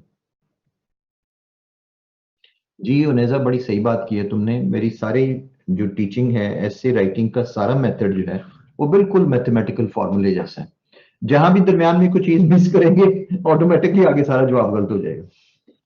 बिल्कुल मैथमेटिकल फॉर्मूला जैसा लग रहा है कि जहां मिस्टेक नहीं होती अगर प्रॉपर फॉलो करें तो। जी एग्जैक्टली। ये पता है क्या हुआ है, ये अभी आजकल जो आया ना रिजल्ट, इससे और भी ज्यादा ये चीजें मेरी जो है ये एंडोर्स हुआ है कि मसलन अभी ये जो रिसेंटली 21 का रिजल्ट आया है, इसके अंदर ऐसे भी स्टूडेंट्स हैं जिनकी देखो ना, और कोई चीज उनकी नहीं पास हुई, दो दो तीन तीन सब्जेक्ट जो है वो फेल हैं, या आठ आठ सात सात आठ आठ सब्जेक्ट भी फेल है, ऐसे पास है। ऐसे कैसे पास है? मुझे खुद पता है कुछ स्टूडेंट्स का जिनका कैलिबर नहीं था सीएसएस पास करने, लेकिन ऐसे पास कर गए। वो बताते हैं कि हमने किया क्या है कि वैसे तो पास भी काफी सारे लोगों ने क्वालिफाई वो भी तो किया है, लेकिन जिन लोगों का बाकी सब्जेक्ट्स को रह गया है, ऐसे में काफी सारे लोग पास हैं। उसकी रीजन क्या है कि वो बताते हैं कि सर हमने मेथोडिकली सारी चीजें जो है वो पूरी की हैं, जैसे एक एक करके बताई हुई थी। स्टेप वन, टॉपिक सेगमेंटेशन ठीक थी, ब्रेनस्टॉर्मिंग की, माइंड मैपिंग की, आउटलाइन जो है वो अच्छी लिखी हुई है, उसके अंदर सीक्वेंस है, उसके अंदर थीसिस स्टेटमेंट लिखा हुआ है, आउटलाइन जो थी वो लिखी है अच्छे तरीके से। फिर उसके बाद जो इंट्रोडक्शन पैराग्राफ था उसके अंदर अटेंशन ग्रैबर भी है, फिर उसके बाद थीसिस, वो जिस्ट ऑफ द आउटलाइन थी, फिर थीसिस स्टेटमेंट थी, फिर ये वाला भी लिखा टेक्निकली, ये जो पैराग्राफ, ये टेक्निकल पैराग्राफ है, ये वाला जो पैराग्राफ नंबर 2 है। इसके बाद हमने डिस्कशन स्टार्ट की, और उसके बाद प्रॉपरली अच्छा डिस्कशन की, उसके बाद पैराग्राफ्स जो थे उनके अंदर रेफरेंसेस भी मौजूद थे, फिर पैराग्राफ्स का एक खास स्ट्रक्चर था। तो ये चीजें फॉलो करने से, और कोई बड़े लाइक फाइक किस्म के स्टूडेंट्स नहीं है, मुझे बताया ना कि जो बाकी 6 सब्जेक्ट्स में फेल है, लेकिन चूंकि उन्होंने टेक्निकली ऐसे राइटिंग की जो रिक्वायरमेंट्स थी वो पूरी की हुई थी, दे पास्ड। और 41, 44, 48 मार्क्स, ठीक ठाक मार्क्स नहीं, 51 मार्क्स। बाकी कोई ना कोई सब्जेक्ट, किसी की प्रेसी फेल है तो किसी का वो इस्लामियत फेल है तो किसी को और चीज जो है फेल है। और दूसरी बात यह है कि एफपीएससी को भी, एग्जामिनर को भी नजर आया कि भाई हमारी जो रिक्वायरमेंट्स थी, वो जो सिलेबस में जो लिखी हुई थी कि comprehensive and research based knowledge, तो हाँ भाई ये बंदा रिसर्च बेस्ड नॉलेज दे रहा है, ये अपने पैराग्राफ्स में रेफरेंसेस देता है, ये pros and cons of globalization for example लोगों ने किया, मीनिंग पर्पस ऑफ एजुकेशन किया, या और जो भी टॉपिक किए उसके अंदर पास हुए, बहुत सारे लोग पास हुए। और बताते हैं वो भी सर बाकी सीएसएस तो नहीं हुआ लेकिन एसए हमसे, इससे पहले जो रिजल्ट हुआ करते थे वो उल्टा होता था, बाकी सब्जेक्ट पास हो जाते थे, एसए में फेल होते थे। तो अब एग्जामिनर को भी नजर आ रहा है कि ये स्टूडेंट्स, हमारी जो रिक्वायरमेंट है comprehensive and research based knowledge, वो पूरा कर रहे हैं, आर्टिकुलेशन है इसके अंदर। तो सबसे बड़ी चीज ये कि इन्होंने टाइप ऑफ एसे को सही पहचाना है और उसके मुताबिक जो है वैसे लिखी हुई है। अब बाद लोग for example gender equality A popular slogan को गलती से आर्गुमेंटेटिव समझ बैठे, वो फेल है, वो एक्सपोजिटरी ऐसे। अब अगर टॉपिक की टाइप की गलती लगी है तो फिर जैसे जितनी मर्जी अच्छी आप लिख लें, वो जब स्ट्रक्चर ही सही सही नहीं है, आप सब पहचाना ही नहीं उसमें, तो वो बार बार कह रहा है कि अगर आप अपना स्ट्रक्चर ऑर्गेनाइजेशन सही लिखेंगे तो उससे जो है वो तो पास हुए। दो तीन एग्जांपल्स बीच में हमारे पास ऐसी भी हैं कि जिन्होंने ऐसे कंप्लीट नहीं की, कोई बीमार था या बस वो बीच में पौन डेढ़ घंटा लिखा, एंड उसके बावजूद हमें एक स्टूडेंट हमारी, उसने उसके बावजूद 26 मार्क्स, वो कहती है सर मैंने पूरी की ही नहीं है, मैंने सिर्फ आउटलाइन लिखी है, इंट्रोडक्शन, क्रंच और शुरू के 3 पैराग्राफ्स बस लिखे और 26 मार्क्स। अब अगर इस स्टूडेंट की पूरी हुई होती तो इसके बनने थे ना 50 से ऊपर मार्क्स जाने थे ना। क्या वजह है? उसने जितना लिखा है उसके अंदर एग्जामिनर को वो सारी चीजें मिल गई हैं जो एक्चुअली ऐसे के अंदर होनी चाहिए थी। एक स्टूडेंट इवन उसने 3 पैराग्राफ्स भी नहीं लिखे, उसने सिर्फ क्रंच पैराग्राफ लिखे, 18 मार्क्स लिए उन्होंने। 18 मार्क्स का मतलब है कि उनको, मतलब एग्जामिनर को नजर आ रहा है कि इसके पास सारी टेक्निक मुकम्मल है। इनकम्प्लीट छोड़ने की रीजन मैं बता देता हूँ। ये 21 में जिस दिन एग्जाम हुआ था ना 18 फरवरी को, सुबह पहले प्रेसी का पेपर था, एसए का बाद में था 2 बजे। प्रेसी के पेपर से बहुत से लोग डिस्करेज हो गए थे और वो फिर अपने बाकी पेपर्स भी इनकम्प्लीट छोड़ के आ गए थे। बाद लोगों ने तो बस प्रेसी और एसए का पहले दिन का पेपर दिया था, अगले दिन गए ही नहीं थे। वो प्रेसी के पेपर से इतने डिस्करेज हो गए थे कि ये तो पास होने वाली चीज ही नहीं है, क्योंकि वोकेबलरी सारी वो आउट ऑफ दैट लिस्ट आई थी। फिर प्योर ऑफ वर्ड्स जो थे वो डिक्शनरी से बनाए हुए थे, किसी लिस्ट में से नहीं थे। तो वो लोग काफी सारे जो थे वो डिस्करेज हो गए हुए थे, ऐसे में अपीयर हुए हैं लेकिन बस वो डिसहार्टेड से, ये चक्कर था। अली खान अलग से आपसे बेटर डिस्कशन होगी ना कि आपके 28 मार्क्स आए, कहीं ना कहीं तो मस्ती की होगी ना उसके अंदर। आपने 28 में, मैंने मेरे साथ आप अलग बात करें ना कि आपने टॉपिक जो था वो कौन सा लिया, तो ये यहाँ क्लास के अंदर तो वो नहीं हो सकेगा, अलग से मेरे साथ करो, मैं तुम्हें एग्जैक्टली बता देता हूँ तुम्हारे क्यों इसके अंदर। काफी सारे स्टूडेंट्स हैं जिन्होंने पूरी ऐसे लिखी और 26 मार्क्स आए, क्यों? और सर जी मेरे पास बस वो नहीं थे, वो नहीं थे रेफरेंसेस, नहीं थे याद मुझे, या वो इंट्रोडक्शन में मैं बस कंफ्यूज हो गया था, वो मैंने उसके अंदर पॉइंट्स भी लिख दिए थे और थीसिस स्टेटमेंट नहीं थी लिखी। तो कोई ना कोई तो कहीं ना कहीं तो कुछ किया होगा ना जिस वजह से ये 28 मार्क्स आए, ये चक्कर होता है। तो मैं अलग से तुम्हें कर दूंगा डिस्कशन ये। नहीं कंप्लीट ऐसे नहीं, मुझे सिर्फ आउटलाइन ही बता दो तो मैं भी जो है वो,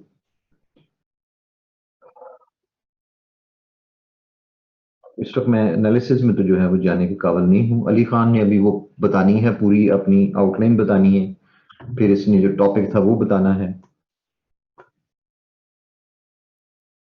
इसलिए जो है ना, वो वाले जो मेथड जो है वो सक्सेसफुल है, इसलिए मेथड को फॉलो करें। हाँ ये है कि उसके अंदर जब आप मिक्सिंग करेंगे, एक स्टूडेंट ने मुझे बताया कि जी मैं उसके अंदर जो था ना पैराग्राफ्स और अटेंशन ग्रैबर की जगह मैंने डिस्कशन की थी, जो क्रंच पैराग्राफ की डिटेल नहीं आज जो मैंने आपको बताई है वो उसने वहां पे जाके डिस्कस कर दी। जैसे नॉर्मली वो नीचे थीसिस स्टेटमेंट जो है वो भी नहीं लिखी, और दरमियान में वो आउटलाइन जो है वो उसको समरी दे दी, और शुरू में थोड़ी सी, अब तुमने आउटलाइन इंट्रोडक्शन उस तरीके से लिखी ही नहीं सिरे से। तो अब फिर आप कहते हैं कि दो दो टीचर्स के अलग अलग मेथड जो है वो मिक्स किए हुए हैं, नहीं जी, हम कंफ्यूज हो गए थे, हमने किसी और का जो मेथड था तो वो भी साथ जो था वो शामिल कर लिया। तो भाई ये मेरा कसूर नहीं है कि आप साथ जो है वो जूस भी पी रहे हैं और बीच में आपने जूस के अंदर जो है वो कीमा भी मिक्स कर दिया है और साथ उसके अंदर चने भी डाल दिए हैं और फिर कहते हैं जी थोड़ी सी जरा चीनी भी डाल लें इसके ऊपर। तो that is not my fault. ठीक है, करते हैं लोग कि जी उसने कहा था जी चीनी होनी चाहिए इसके अंदर, चलो डाल दो, अगर तुम समझते हो कि कीमा खाते हो ऊपर चीनी आनी चाहिए तो डाल लो, कर लो। क्योंकि हम मानते तो बहुत है ना दूसरों की, अपनी तो अकल नहीं हम इस्तेमाल करते। आपको लगता है मजा आया इसका? चिकन कीमे के ऊपर जो है वो चीनी डाली जा रही है, थोड़ी सी मलाई भी डाल लो, कोई बात नहीं। सर ये जो क्वेश्चन पेपर में इंस्ट्रक्शन है no space should be left between the answer, इसमें थोड़ी कंफ्यूजन है। फॉर इंस्टेंस अगर हम नेक्स्ट पैराग्राफ में जा रहे हैं तो स्पेस देनी है या विदाउट स्पेस नेक्स्ट लाइन से स्टार्ट करें? मोहम्मद मुर्सी नेक्स्ट जो है ना वो पैराग्राफ के दरमियान लाइन ना छोड़े, लेकिन एक चीज जरा क्लियर कर लें कि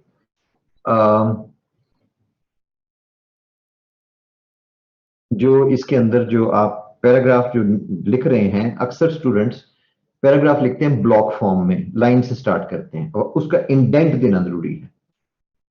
तो लाइन ना छोड़े और उसके अंदर जो है वो उसको नेक्स्ट जो है वो उसके साथ, लेकिन अगला पैराग्राफ जब आप स्टार्ट करते हैं तो इंडेंट जरूर दें, 1-1.5 इंच का कम से कम।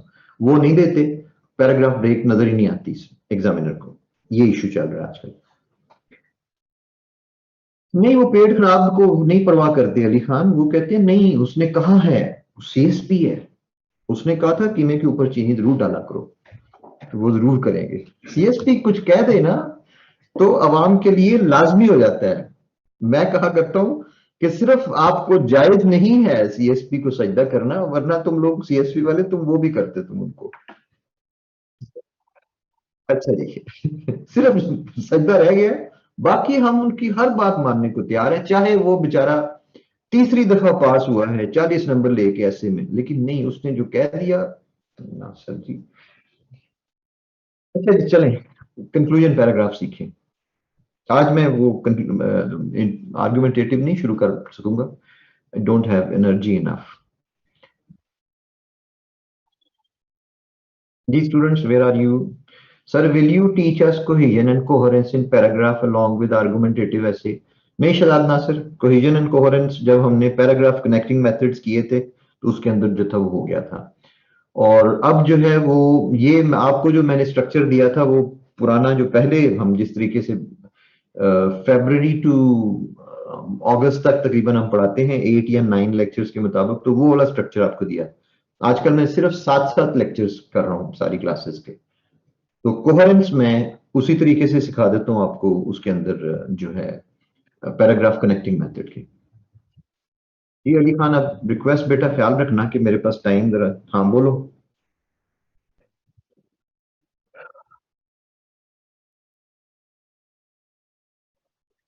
3 क्लासेस मुश्किल हो जाती हैं, मैं सुबह 11 बजे से पढ़ा रहा हूँ, 8-9 घंटे हो गए पढ़ाते हुए। अगर स्क्रीनिंग के लिए थोड़ा गाइड कर दें, हाँ जरूर करेंगे, जो ही मुझे पता चलता है कि स्क्रीनिंग में क्या आना है। I know nothing about screening test, ठीक है। और मैं सर ये भी क्लियर कर दूं कि मुझे नहीं पता, तो मैंने आपको बता दिया कि मुझे नहीं पता। बाकी किसी से भी पूछेंगे उसको पता नहीं होगा, लेकिन वो आपको गाइड जरूर करेगा। जैसे ये मिस गाइड करेगा ना, जैसे ये है ऑप्शनल सब्जेक्ट्स की सिलेक्शन के बारे में लोग मुझे पूछा करते, तो मैं बताता हूं कि मुझे नहीं पता इनका। और क्यों नहीं पता? इसलिए कि बाकी हर कोई आपको एडवाइस करने को तैयार है, तो इसलिए मैं उस चीज में नहीं करता, मुझे बिल्कुल नहीं पता कि स्क्रीनिंग टेस्ट में क्या आना है।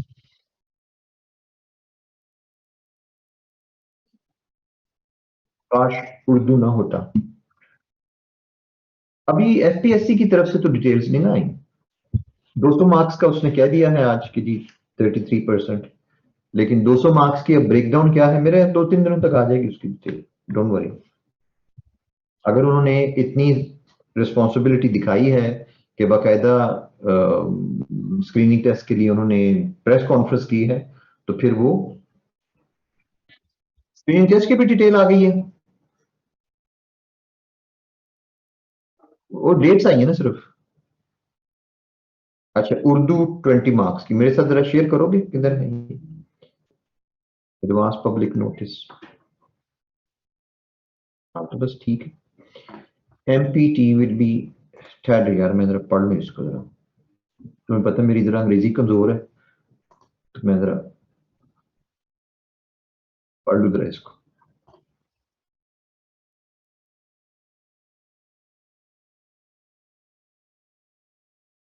अच्छा जी।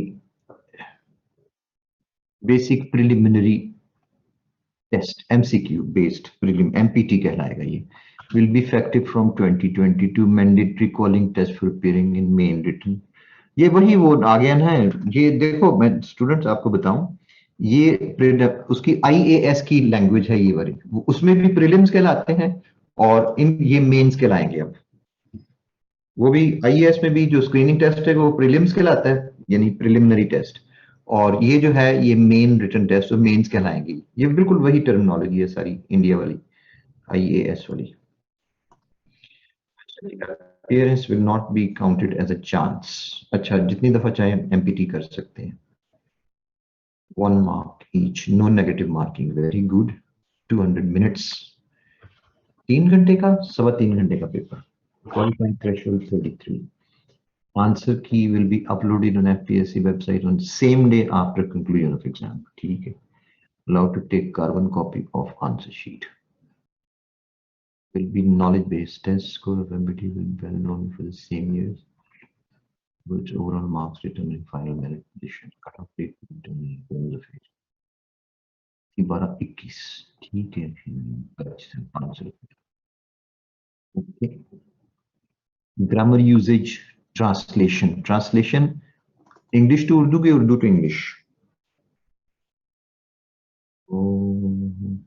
ये ट्रांसलेशन होगी उर्दू टू इंग्लिश।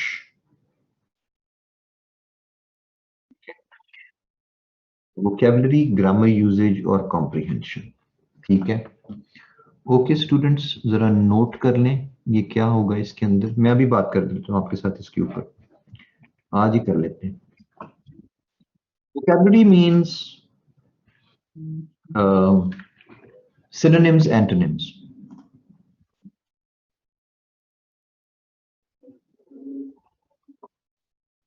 नहीं, उर्दू टू उर्दू नहीं है मजीद। उर्दू टू उर्दू को ट्रांसलेशन नहीं कहते। चलो अभी डिस्कशन कर लेती हूँ इसको। जितना मुझे पता है मैं आपको बता देता हूँ। Vocabulary means synonyms, antonyms। Are you getting me, students?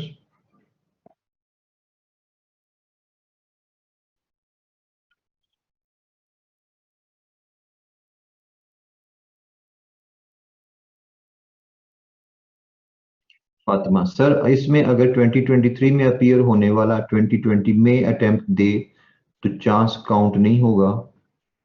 कहा ना कि एमपीटी देना है तो चांस काउंट नहीं होगा।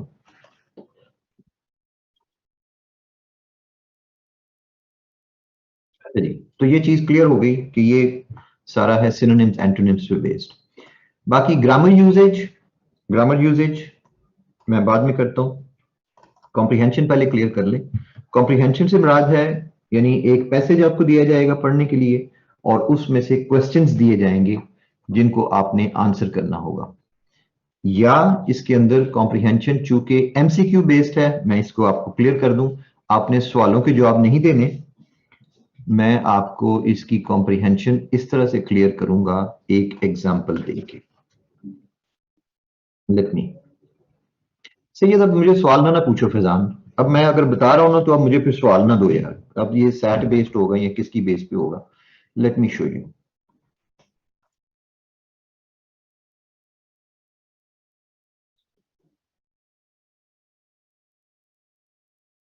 आपको कॉम्प्रिहेंशन का वो बताता हूं। हम्म,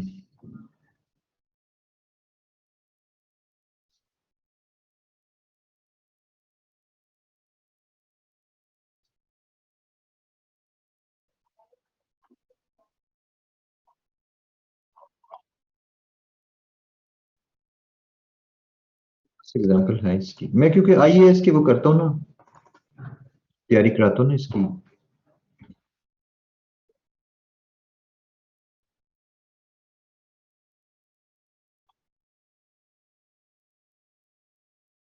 ये है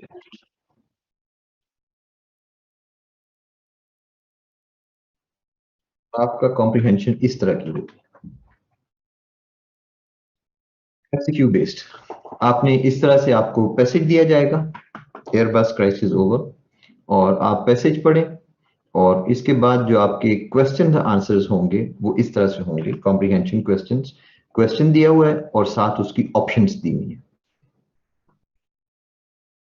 कि इनमें से कौन सी ऑप्शन जो है वो टेक्स्ट के मुताबिक एप्लीकेबल है। आपने अपने पास से आंसर नहीं लिखना। स्टूडेंट समझ आ रही है? ये क्वेश्चन नंबर, ये तो बुलेट, ये तो रेडियो बुलेट, रेडियो वो बटन बने हुए हैं ना, इसकी बजाय आपका वहां पे एबीसी जो है वो दिया हुआ है। 3 या 4 आपको ऑप्शंस दी जाएंगी। ये कॉम्प्रिहेंशन का तरीका है। कतर एयरवेज ऑर्डर्ड, क्या इसने, मैसेज पढ़ें दोबारा और देखें कि उसके अंदर इसका जवाब जो है उसके मुताबिक। फिर उसके बाद question number 4, US Airways, Boeing, और इस तरीके से आपके पास क्वेश्चंस दिए हुए हैं और साथ उनकी 3 या 4 आपके पास ऑप्शंस दी होंगी। ये अभी तक किसी को नहीं पता। ये you can tell others also, मेरे नाम से बता सकते हैं कि this is how comprehension is going to B.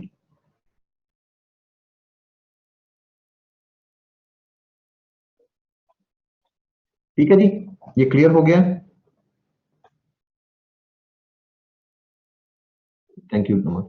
So do you think they will give an essay MPT, easy MPT, since it's the first time? नहीं बसला, बिल्कुल नहीं। इजी क्यों, तो को क्यों करें?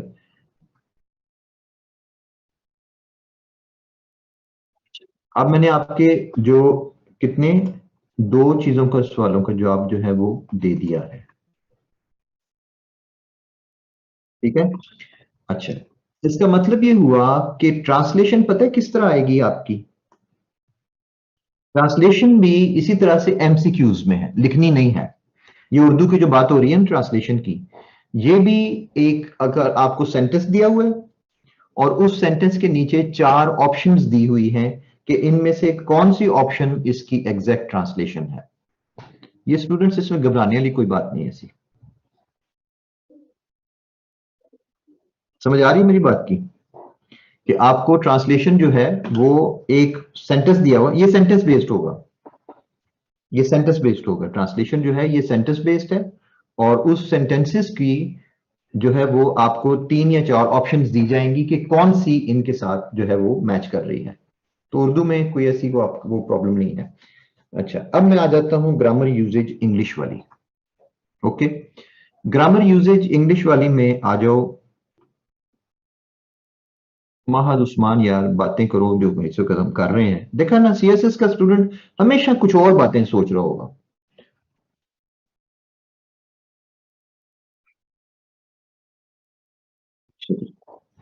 ग्रामर यूजेज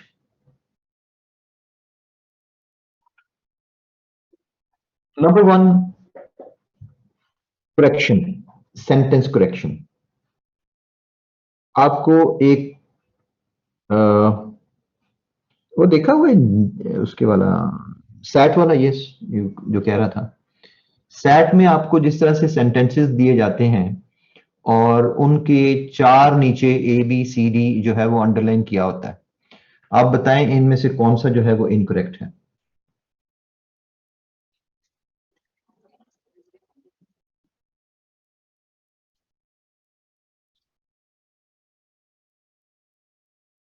कौन सा इनकरेक्ट है वो आपने बताना होगा।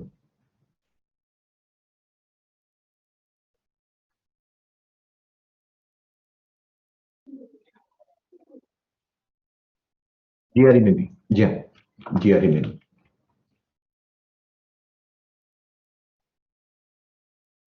सेम इन जीआरई एग्जाम, बिल्कुल। सर इस पार्ट का प्रैक्टिस के लिए कोई टेक्निक एंड सोर्स बता दें। अली खान, ये बात कर रहे हैं ना लोग, जीआरई की जो बुक्स हैं वो अब यूज करें। जीआरई और एसएटी के अंदर जो इंग्लिश वाला जो पोर्शन है वो प्रैक्टिस करें, वही चीजें सारी। सो नंबर 1 मैंने आपको लिखवा दिया है, करेक्ट इनकरेक्ट। मैं भी लिख लूं यार, ये बाकी लोग भी पूछते हैं। करेक्शन, ठीक है। Number 2, prepositions. प्रेपोजिशंस का यूजेज जो है वो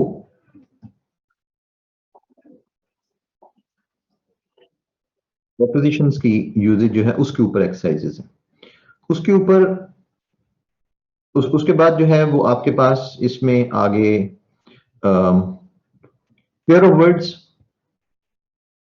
यानी आपको सेंटेंस दिया हुआ है और उसके अंदर पूछा गया है कि इसमें से ए या बी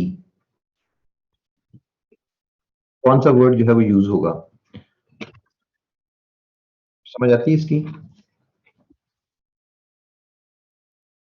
कि यहां पे मसलन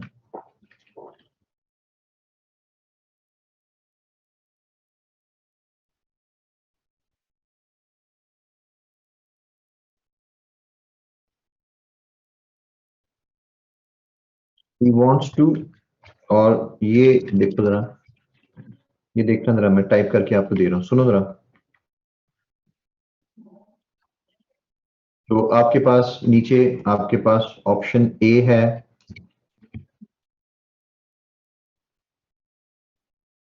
राइट, और बी है आपके पास। तो कौन सी ऑप्शन यहां पे लगनी है?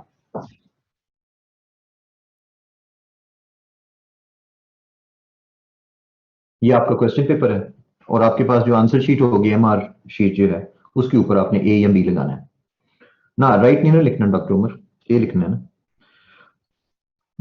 सो ये आपकी आगे पेयर ऑफ वर्ड्स हो गया। ईडियम्स नहीं हो सकते।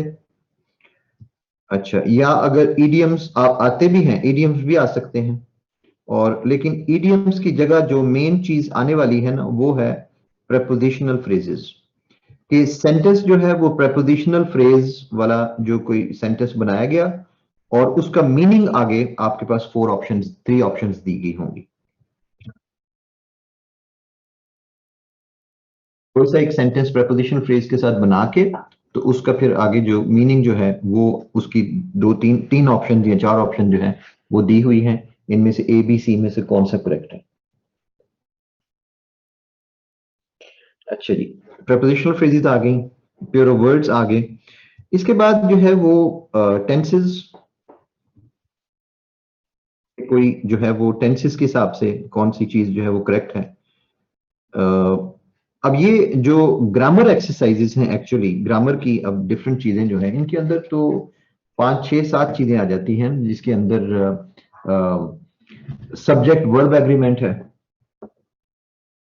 सब्जेक्ट वर्ब एग्रीमेंट है, सब्जेक्ट वर्ब ऑब्जेक्ट एग्रीमेंट है, और वो टेंसेस के हिसाब से। अच्छा, प्रोनाउंस की गलती हो सकती है, काउंटेबल अनकाउंटेबल नाउन की गलती जो है वो हो सकती है उसके अंदर। पार्ट्स ऑफ स्पीच, यानी आपको सारे पार्ट्स ऑफ स्पीच जो है उसके मुताबिक एक्सरसाइजेज जो है वो तैयार करने की जरूरत है।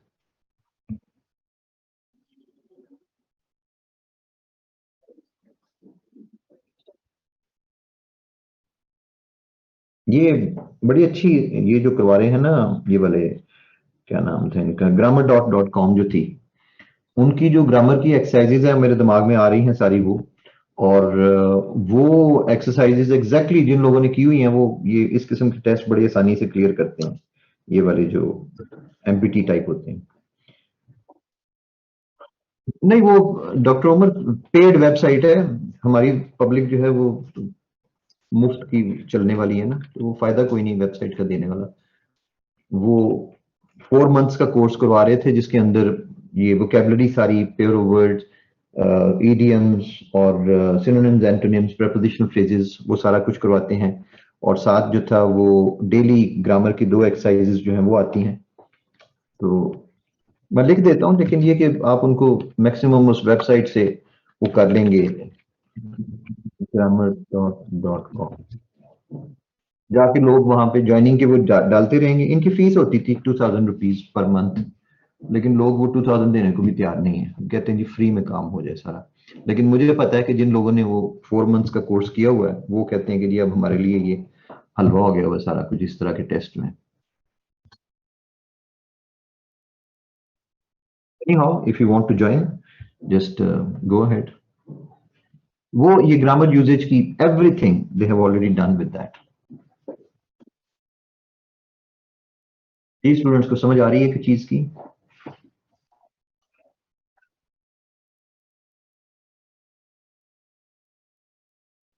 तो ये जो मैंने सारा कुछ बता दिया, अब इसके अलावा और कुछ भी नहीं है, और है क्या?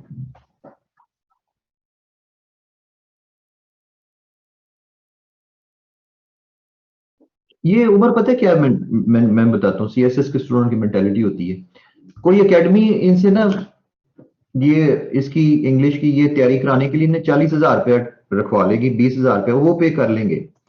लेकिन कोई वेबसाइट जब कहेगी ना जी ये तैयारी करने के लिए 2,000 रुपया मंथ की फीस है, वहां नहीं देते। एकेडमी वाले बड़े आराम से बेवकूफ बना देते हैं इनको। ये पता नहीं हमारे पाकिस्तानी स्टूडेंट्स का क्या मसला है कि पाउंड फुलिश एंड पेंस को बचा लेते हैं। जी स्टूडेंट्स बताएं मुझे कुछ और। नहीं, महंगी चीज में कामयाबी हो तो मुझे कोई इतराज नहीं है, यकीनन महंगी चीज में अगर हो, लेकिन यहाँ मसला ये है कि पता क्या है, ये घूम फिर के, जैसे मैंने ये हम वो करवाते हैं ना नोआ में, इंग्लिश ग्रामर एंड राइटिंग का कोर्स, उसके उसके अंदर मैं राइटिंग सिखाता हूँ और ग्रामर का जो सारा जो पोर्शन था वो सारा कुछ सिखाता हूँ। अब हमारे यहाँ ये है कि अगर आपकी राइटिंग नहीं ठीक तो लोग क्या करते हैं, घूम फिर के फिर उन्हीं टेंसेस को रगड़ते रहते हैं जो पिछले आप 12 साल से पढ़ रहे हैं और आपको नहीं आए। फिर मैं देखा टीचर्स भी, हर बंदा उठेगा दुनिया में और उठ के रैन एंड मार्टिन पकड़ लेंगे और टेंसेस को दोहराते रहेंगे। 1 महीने का कोर्स कर लो, मैं शर्त लगाने को तैयार हूं, 2 महीने का कोर्स कर लो, इस किस्म का कुछ नहीं सीखा जाएगा, नथिंग। क्योंकि उस मेथड से पहले आपको नहीं, वो मेथड ही गलत है, वो मेथड ही गलत है सिरे से। ग्रामर ट्रांसलेशन मेथड जीटीएम, दुनिया उसके बाद और स्ट्रक्चरल मेथड के ऊपर चली गई। लैंग्वेज सीखने का, लैंग्वेज आती है प्रैक्टिस से, रूल्स रटा लगाना। आप सबको वो आते हैं, आपको सबको टेंसेस आते हैं। मैं आपके सामने गलत टेंस बोलूं तो आप फौरन जो है उसके अंदर गलती निकाल लेंगे, लेकिन आपको लिखना नहीं आता। वजह यह कि लिखना किसी ने सिखाया ही नहीं। हम लैंग्वेज भी बाकी सब्जेक्ट की तरह रटा लगा के कोशिश करते हैं करने की। ये मुझे नहीं पता कि वो टेस्ट की तैयारी करवाएंगे या क्या उनका वो मेथड है। एक से एक भर के एक्सपर्ट पड़ा हुआ है, तो जाहिर है। तो स्टूडेंट्स, मैं कंक्लूजन पैराग्राफ पढ़ाना चाह रहा हूँ और खत्म करें इसको। रीडिंग टेस्ट से मुतालिक जो मैं बता सकता था आपको वो बता दिया सारा कुछ।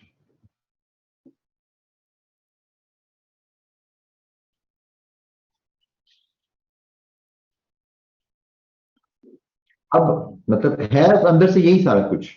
अब आपने अपने आप को कंफ्यूज करना है, इधर उधर लोग आपको वो बताएंगे जी ये भी है और वो भी है और ये भी, तो वो आपकी मर्जी। मैं थोड़ा सा ना, आपने महसूस किया होगा थोड़ा सा मैं जरा सिंकी मिजाज हूँ इस मामले में, लोगों को एडवाइस देने में। मुझे पता है कि इन्होंने सिर्फ मुझसे नहीं पूछना, इन्होंने 15 और लोगों से भी पूछना है, और उन्होंने कंफ्यूज भी करना है, और इन्होंने खुश भी होना है उस चीज से। इसलिए मैं थोड़ा सा ना जरा बिटर हूँ इस मामले में।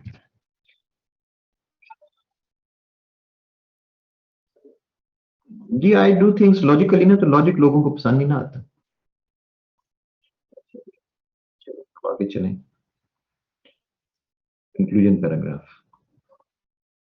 भाई ये करके इम्तिहान तो उसके बाद वो भी करना है अपने, मेंस मेन इम्तिहान भी देना है, उसकी पढ़ाई अपनी कंप्लीट कर लो पहले।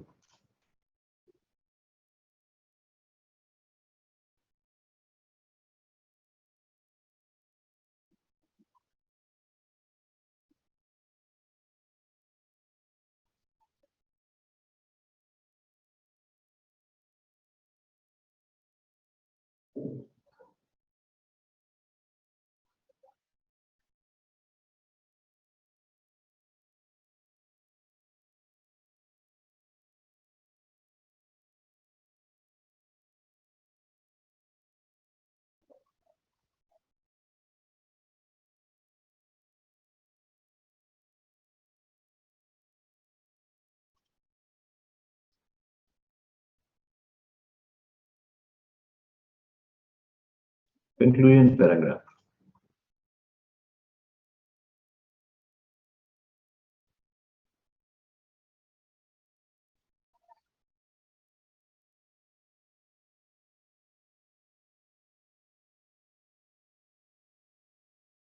सर उर्दू में जो ट्रांसलेशन मेंशन की है वो उर्दू टू इंग्लिश होगी।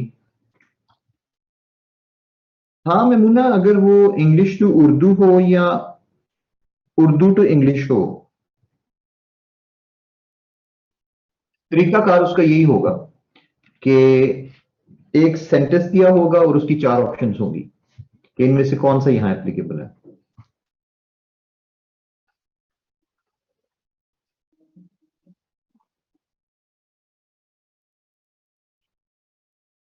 चलिए आप लोग जरा, आपका ध्यान हट गया और चीजों की तरफ सोचना शुरू हो गए। Let me finish this conclusion paragraph. इसकी इंपॉर्टेंट चीज ये है 150 टू 180 वर्ड्स का, कि इसके ऊपर ना कोई स्ट्रक्चर नहीं देना मैंने आपको। जिस तरह से क्रंच पैराग्राफ के ऊपर भी कोई स्ट्रक्चर अप्लाई नहीं होता और इंडिपेंडेंटली आपने लिखना है, इसी तरह से कंक्लूजन पैराग्राफ भी इंडिपेंडेंटली लिखा जाता है। उसकी वजह यह है कि ये अलग अलग आपके सारी एसेज अलग अलग तरीकों से डेवलप होती हैं और अलग तरीकों से डेवलप होने से उसके ऊपर वो आ जाता है, क्या कहना चाहिए, इनको ये मुश्किल है कि जिस तरीके से ऐसे डेवलप हो रही है आगे उन सबको एक ही तरीके से कंक्लूजन लिखवाने की कोशिश की जाए। It doesn't go like that. Conclusions का मेन काम ये है primarily for summing up what you have presented in the body of your essay.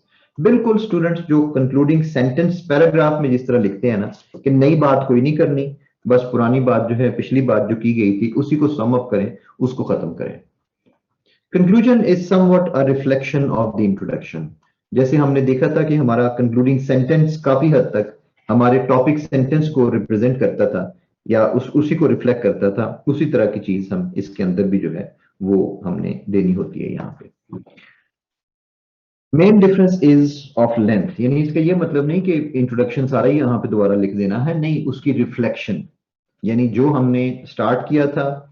Main difference ये है कि कंक्लूजन जरा शॉर्ट है, इंट्रोडक्शन थोड़ा इससे लेंथी होता है, 220 टू 250 वर्ड्स का होता है। और tone of writing, tone of writing से मुराद ये है कि हमारी जो, देखें जब इंट्रोडक्शन हम लिख रहे थे तो उस वक्त हमारी टोन थी इलेबोरेटिव, इलेबोरेट करने वाली। अब हमारी टोन ऑफ राइटिंग है कंक्लूसिव, अब हम उसको खत्म कर रहे हैं। तो ये दोनों के दरमियान जो है, यानी एलेबोरेटिव ये थी कि हम इंट्रोडक्शन पैराग्राफ में सारे पॉइंट्स ऐसे के अंदर जितने भी थे वो सारे मेंशन कर रहे थे। अब हम सारे पॉइंट्स मेंशन नहीं करेंगे और सिर्फ उसको हम जो समरी हो थोड़ा बहुत के इसके अंदर ये पॉइंट्स डिस्कस किए गए। सो नो न्यू इंफॉर्मेशन, कोई सोल्यूशन या रेमेडीज अपने पास से नई नहीं देनी, जो आउटलाइन में से आ जाएं बस वही आ जाएं, उसके अलावा कोई नहीं। Summarize your argument and draw on some of the main points discussed in the body of the essay, but not in too much detail. यहाँ पे हम सिर्फ सरसरी सा जिक्र करते हैं कि इस essay के अंदर फला फला पॉइंट्स जो हैं उन चीजों का की डिस्कशन की गई है। Use synonyms and paraphrasing so that you do not repeat all your main points word for word. So अब आपने अपने सिर्फ और सिर्फ use synonyms. So अब आपने जब उसको करना है अपनी आर्गुमेंट को, और सारे मसलन वही मेन पॉइंट्स जो हैं सारे दोबारा दोहराने हैं, तो फिर दोहराने के लिए जरूरी है कि अब आप उनकी तरफ वर्ड्स चेंज करें। सारे तो नहीं दोहराने कुछ, लेकिन ये कि अब आप उनको सेम वर्ड फॉर वर्ड ना यूज करें, पैराफ्रेजिंग यूज करें, थोड़ा सा उनकी जो आउटलुक है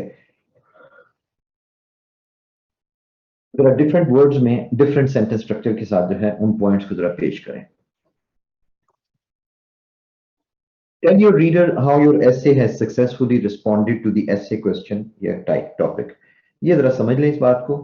थोड़ा सा इसमें ना आजादी से अपने पास से 2 3 4 सेंटेंसेस लिखने होते हैं कि किस तरह से essay का टॉपिक क्या था और आपने इस essay के अंदर अपने पॉइंट्स के जरिए उसको किस तरीके से साबित किया है या रिस्पॉन्ड किया है, उसको आपने उस बात को कैसे उसको प्रूव किया है और या उसको इलेबोरेट किया है, एक्सप्लेन किया है, या जो भी साइड आप ले रहे हैं उसके अंदर टॉपिक के, तो किस तरीके से किया है। एक दो इंपॉर्टेंट चीज इसके अंदर ये है कि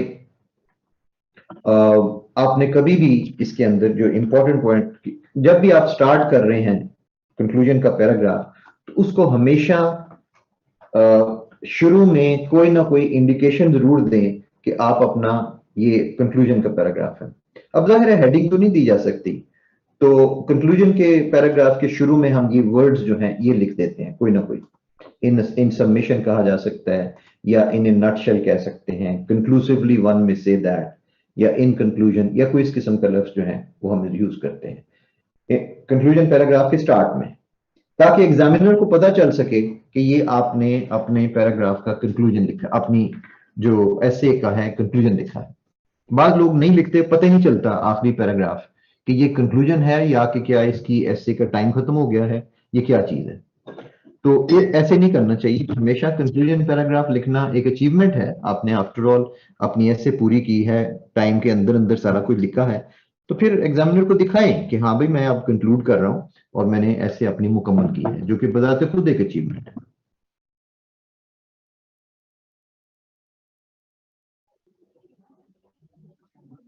लेकिन इसके अंदर ये ख्याल रखना पड़ता है कि कभी भी ये टर्म्स यूज ना करें, एट लास्ट या फाइनली, या लोग लिखते हैं इन दी एंड। नहीं, नॉलेज का कोई एंड नहीं है। आपका जो टॉपिक है वो फर्दर अभी मजीद उसके ऊपर डिस्कशन हो सकती है, लेकिन हमारे पास जो है वो नहीं है, मतलब हमारी आउटलाइन का टाइम खत्म हो गया ना, हमारे पास अपने पेपर का टाइम खत्म हो, या आउटलाइन के पॉइंट्स पूरे हो गए हैं, या 3 आवर्स पूरे हो गए हैं, तो हम इस आर्गुमेंट को यहाँ पे वाइंड अप कर रहे हैं। इसका ये मतलब नहीं कि इस आर्गुमेंट पे बस फाइनल बात मैंने कर दी है, या इन दी एंड, इस तरह के वर्ड्स कभी यूज ना करें। एब्सोल्यूट इस तरह के वर्ड्स नहीं करने होते। आप ये कह सकते हैं इन समेशन, अच्छा भाई मैं अपनी बात को सम अप कर रहा हूं, या इन ए नटशेल, या कंक्लूसिवली, इस तरह के। स्टूडेंट्स इस पॉइंट की समझ आइए जरा।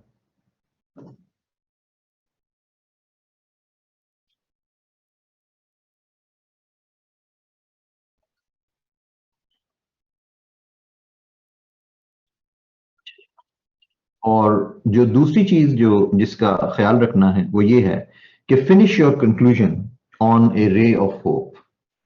आखिर में हमेशा ऑप्टिमिस्टिक होना चाहिए इंसान को। Show optimism that the remedies you have suggested in the essay have the potential to resolve this problem. Believe in your remedies. तो आखिर में अपनी ये ऑप्टिमिज्म नजर आनी चाहिए कि आपने जो रेमेडीज दी हैं उनके अंदर ये पोटेंशियल शामिल है कि आप अपनी इस प्रॉब्लम को जो है रिजॉल्व किया जा सके। यानी बिलीव इन योर रेमेडी। हमारे यहाँ ये होता है कि रेमेडीज तो लिखी थी, लेकिन आखिर में कंक्लूजन में और बातें करनी शुरू हो जाती हैं, तो भाई रेमेडीज क्यों दी थी आपने? नहीं, आप एग्जामिनर को दिखाएं कि मेरे ख्याल में वाकई इस तरीके से इन इन इन मतलब जो है रेमेडीज के जरिए इस प्रॉब्लम को ओवरकम किया जा सकता है। आप खुद ही अगर उसमें बिलीव नहीं करेंगे, उन रेमेडीज को प्रॉपर सोल्यूशन के तौर पे पेश नहीं करेंगे, तो एग्जामिनर ने क्या उसको मानना है? चाहिए बिलीव इन योर रेमेडीज, और अपनी रेमेडीज को बताएं कि भाई इनके थ्रू जो है इस प्रॉब्लम को सॉल्व किया जा सकता है। मसलन ये देखिए, अब जो करप्शन जैसा टॉपिक है, ये क्या लगेगा कि करप्शन की वजह से सारा मुल्क जो है तबाह हो जाएगा? नहीं। Although corruption has devoured the social, economic, and moral fiber of Pakistani society, by acting out these suggested remedies, Pakistan can again be set on the path to progress. यानी इन रेमेडीज के जरिए वाकई करप्शन पे काबू पाया जा सकता है, और करप्शन को ओवरकम करके तो हम दोबारा प्रोग्रेस जो है वो स्टार्ट कर सकते हैं। इस तरीके से you should be hopeful that situation इतनी जो है वो तारीक नहीं है। जैसे वो टॉपिक है global warming and it's consequences, तो वो तो बिल्कुल ही वो है ना, बड़ा मायूस कुन किस्म का, पैसिमिस्टिक किस्म का कि जी आखिर में दुनिया सारी ग्लोबल वार्मिंग की वजह से बस प्लेनेट जो है ड्राई हो जाएगा और सारे मर जाएंगे और ये वो सब कुछ। नहीं, ऐसे नहीं करना। मसलन इसको ऐसे खत्म किया जा सकता है कि the picture of climate change seems to paint a bleak future for mankind. मानते हैं, however it is a false impression. By acting out the suggested remedies, mankind can surely overcome climate change and reduce its negative effects for the better future of coming generations. तो आपने बात को जब wind up किया है तो ठीक है, हम मानते हैं कि भाई ये इस वक्त लग रहा है कि जैसे बड़ा ब्लीक फ्यूचर है मैनकाइंड का, लेकिन नहीं, मैंने जो रेमेडीज दी हैं उनमें इतना दम हम है कि इसके जरिए इस प्रॉब्लम को, क्लाइमेट चेंज को रिड्यूस किया जा सकता है, इसके नेगेटिव इफेक्ट को रिड्यूस किया जा सकता है for the future of better future of coming generation.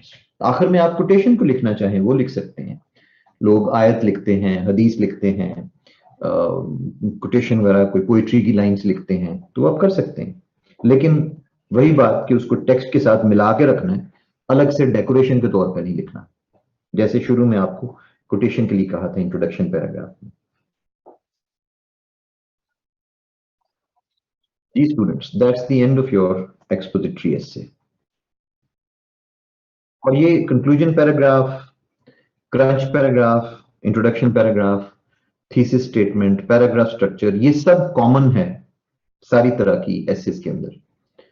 आपके पास एक्सपोजिटरी है, आर्गुमेंटेटिव है, और ये जो आपके पास जो एब्स्ट्रैक्ट एसे है, इन सब के मेथड्स आपके पास जो है वो सेम है सारे। सिर्फ आगे चल के जैसे हम आर्गुमेंटेटिव पढ़ेंगे तो यू विल सी कि हमारी पैराग्राफ अरेंजमेंट जो है वो चेंज हो जाएगी, आउटलाइन चेंज हो जाएगी, बाकी स्ट्रक्चर उसी तरीके से है। Exact wording of thesis statement at the end of introduction, yes of course Umar, introduction में तो नहीं ना, थीसिस स्टेटमेंट जरा सी भी चेंज करोगे तो वो थीसिस स्टेटमेंट नहीं रहेगी।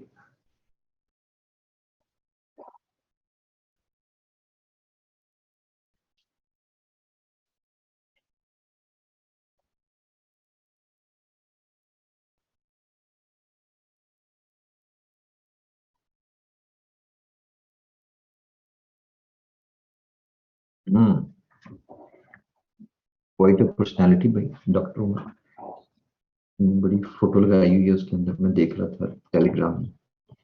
सर ऐसे में हम पॉलिटिकल पार्टीज या पर्सनालिटीज की सैंपल एग्जांपल दे सकते हैं अगर तो जरूरत पड़ती है, जो आप मसलन क्या नाम है आपका, आपकी ऐसे की जो डिटेल्स हैं जो पैराग्राफ के अंदर, अगर तो आपने वाकई मसलन आप अगर आप लिख रहे हैं कि 2014 में कोई चीज हुई, तो during 2014 during the government of PMLN तो लिखना पड़ेगा, क्योंकि ये हिस्ट्री है ना हमारे। मुझे नहीं समझ आती ये कहां से लोगों ने इंप्रेशन बना लिया है कि जी पॉलिटिकल पार्टी का नाम नहीं लिखना, आपकी हिस्ट्री में शामिल है। पीएमएलएन या पीपीपी या पीटीआई इसी मुल्क की पार्टीज है ना, हिस्ट्री में शामिल है ना। और अगर किसी पॉलिटिकल पर्सनालिटी का नाम लिखने की जरूरत पड़ती है कि according to as the then prime minister Nawaz Sharif mentioned, और उसने को पॉलिसी का को बात अगर आपने तो करें, वो प्राइम मिनिस्टर था, आपकी हिस्ट्री में नाम लिखा हुआ उसका। मुझे नहीं समझ आती है क्यों, पता है लोग क्या लिखते हैं, दी ए पॉलिटिकल पार्टी डिसाइडेड दैट। अब वहां पे एग्जामिनर का दिल करता है कि ये उठा के कुछ चीज मारे इस ऐसे के ऊपर, ए पॉलिटिकल पार्टी, तुम्हें क्या दिमाग खराब है तुम्हारा? या तो प्राइम मिनिस्टर, दी देन प्राइम मिनिस्टर, तुम्हें नाम नहीं आता उसका, इसका मतलब तो ये है कि आपको 2014 में जो पॉलिटिकल पार्टी थी उसका नाम नहीं आता, या आपको उस वक्त के प्राइम मिनिस्टर का नाम है। तो इस तरह की बोंगियां मारने के बजाय, ये बोंगी है ना और क्या है, सिर्फ इसलिए कि जी नाम नहीं लेना, क्यों? अगर वो एग्जामिनर किसी और पॉलिटिकल पार्टी की एफिलिएशन हुई तो वो आपके नंबर काट लेगा कि तुमने पॉलिटिकल पार्टी का नाम क्यों लिया। तुम्हारी यार, मुझे तो समझ कोई नहीं आती कि किसी का नाम लेने से उसकी एफिलिएशन कैसे मुतासर हो जाती है बेचारे की। ये कंक्लूजन भी सिर्फ एक पैराग्राफ है। समीना मसूद एक्स वाई आप तब लिखेंगे जब आपको नाम नहीं आता उसका, और अगर आप कहते हैं कि in 2010 the X Y prime minister said that, साफ आप अपनी इग्नोरेंस शो कर रहे हैं कि मुझे नहीं पता उस वक्त प्राइम मिनिस्टर कौन था, उसका नाम एक्स वाई नहीं था। आपकी हिस्ट्री ऑफ पाकिस्तान में लिखा हुआ है कि 2010 में प्राइम मिनिस्टर कौन था, लिखा हुआ। समीना मसूद,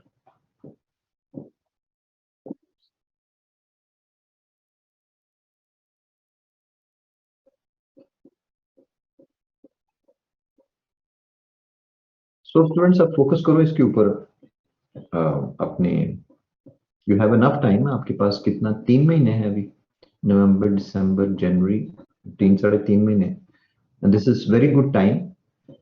अपने सिनोनिम्स एंटोनिम्स पूरे करो, प्रपोजिशनल फ्रेजेस सीखो, पेयर ऑफ वर्ड्स, और उसके बाद जो है ग्रामर की चीजें, पार्ट्स ऑफ स्पीच की अलग अलग एक्सरसाइजेस, प्रोनाउंस की, वर्ब्स की, एडजेक्टिव्स की, एडवर्ब्स की एक्सरसाइजेस, उसके बाद ये जो है कंजंक्शंस की एक्सरसाइजेस, ये सारी अलग अलग एक्सरसाइजेस जो है वो पूरी करें।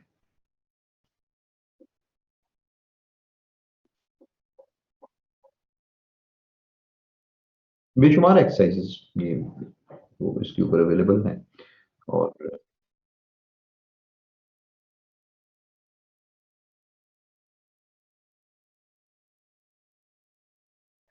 Okay students, if you don't have anything else to say, बंद करें। Sir, there is an essay, globalization is westernization, क्या क्या सर, हम इसकी कैसे लेकर चलेंगे, थोड़ा गाइड करें। Memuna, do you agree with this और डिसएग्री विद दिस? ये आर्गुमेंटेटिव ऐसे,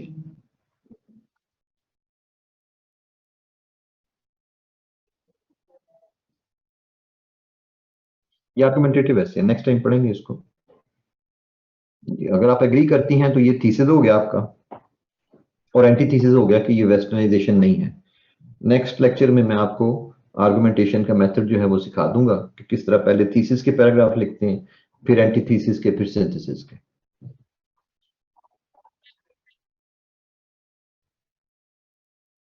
Am I a bit happy? Really?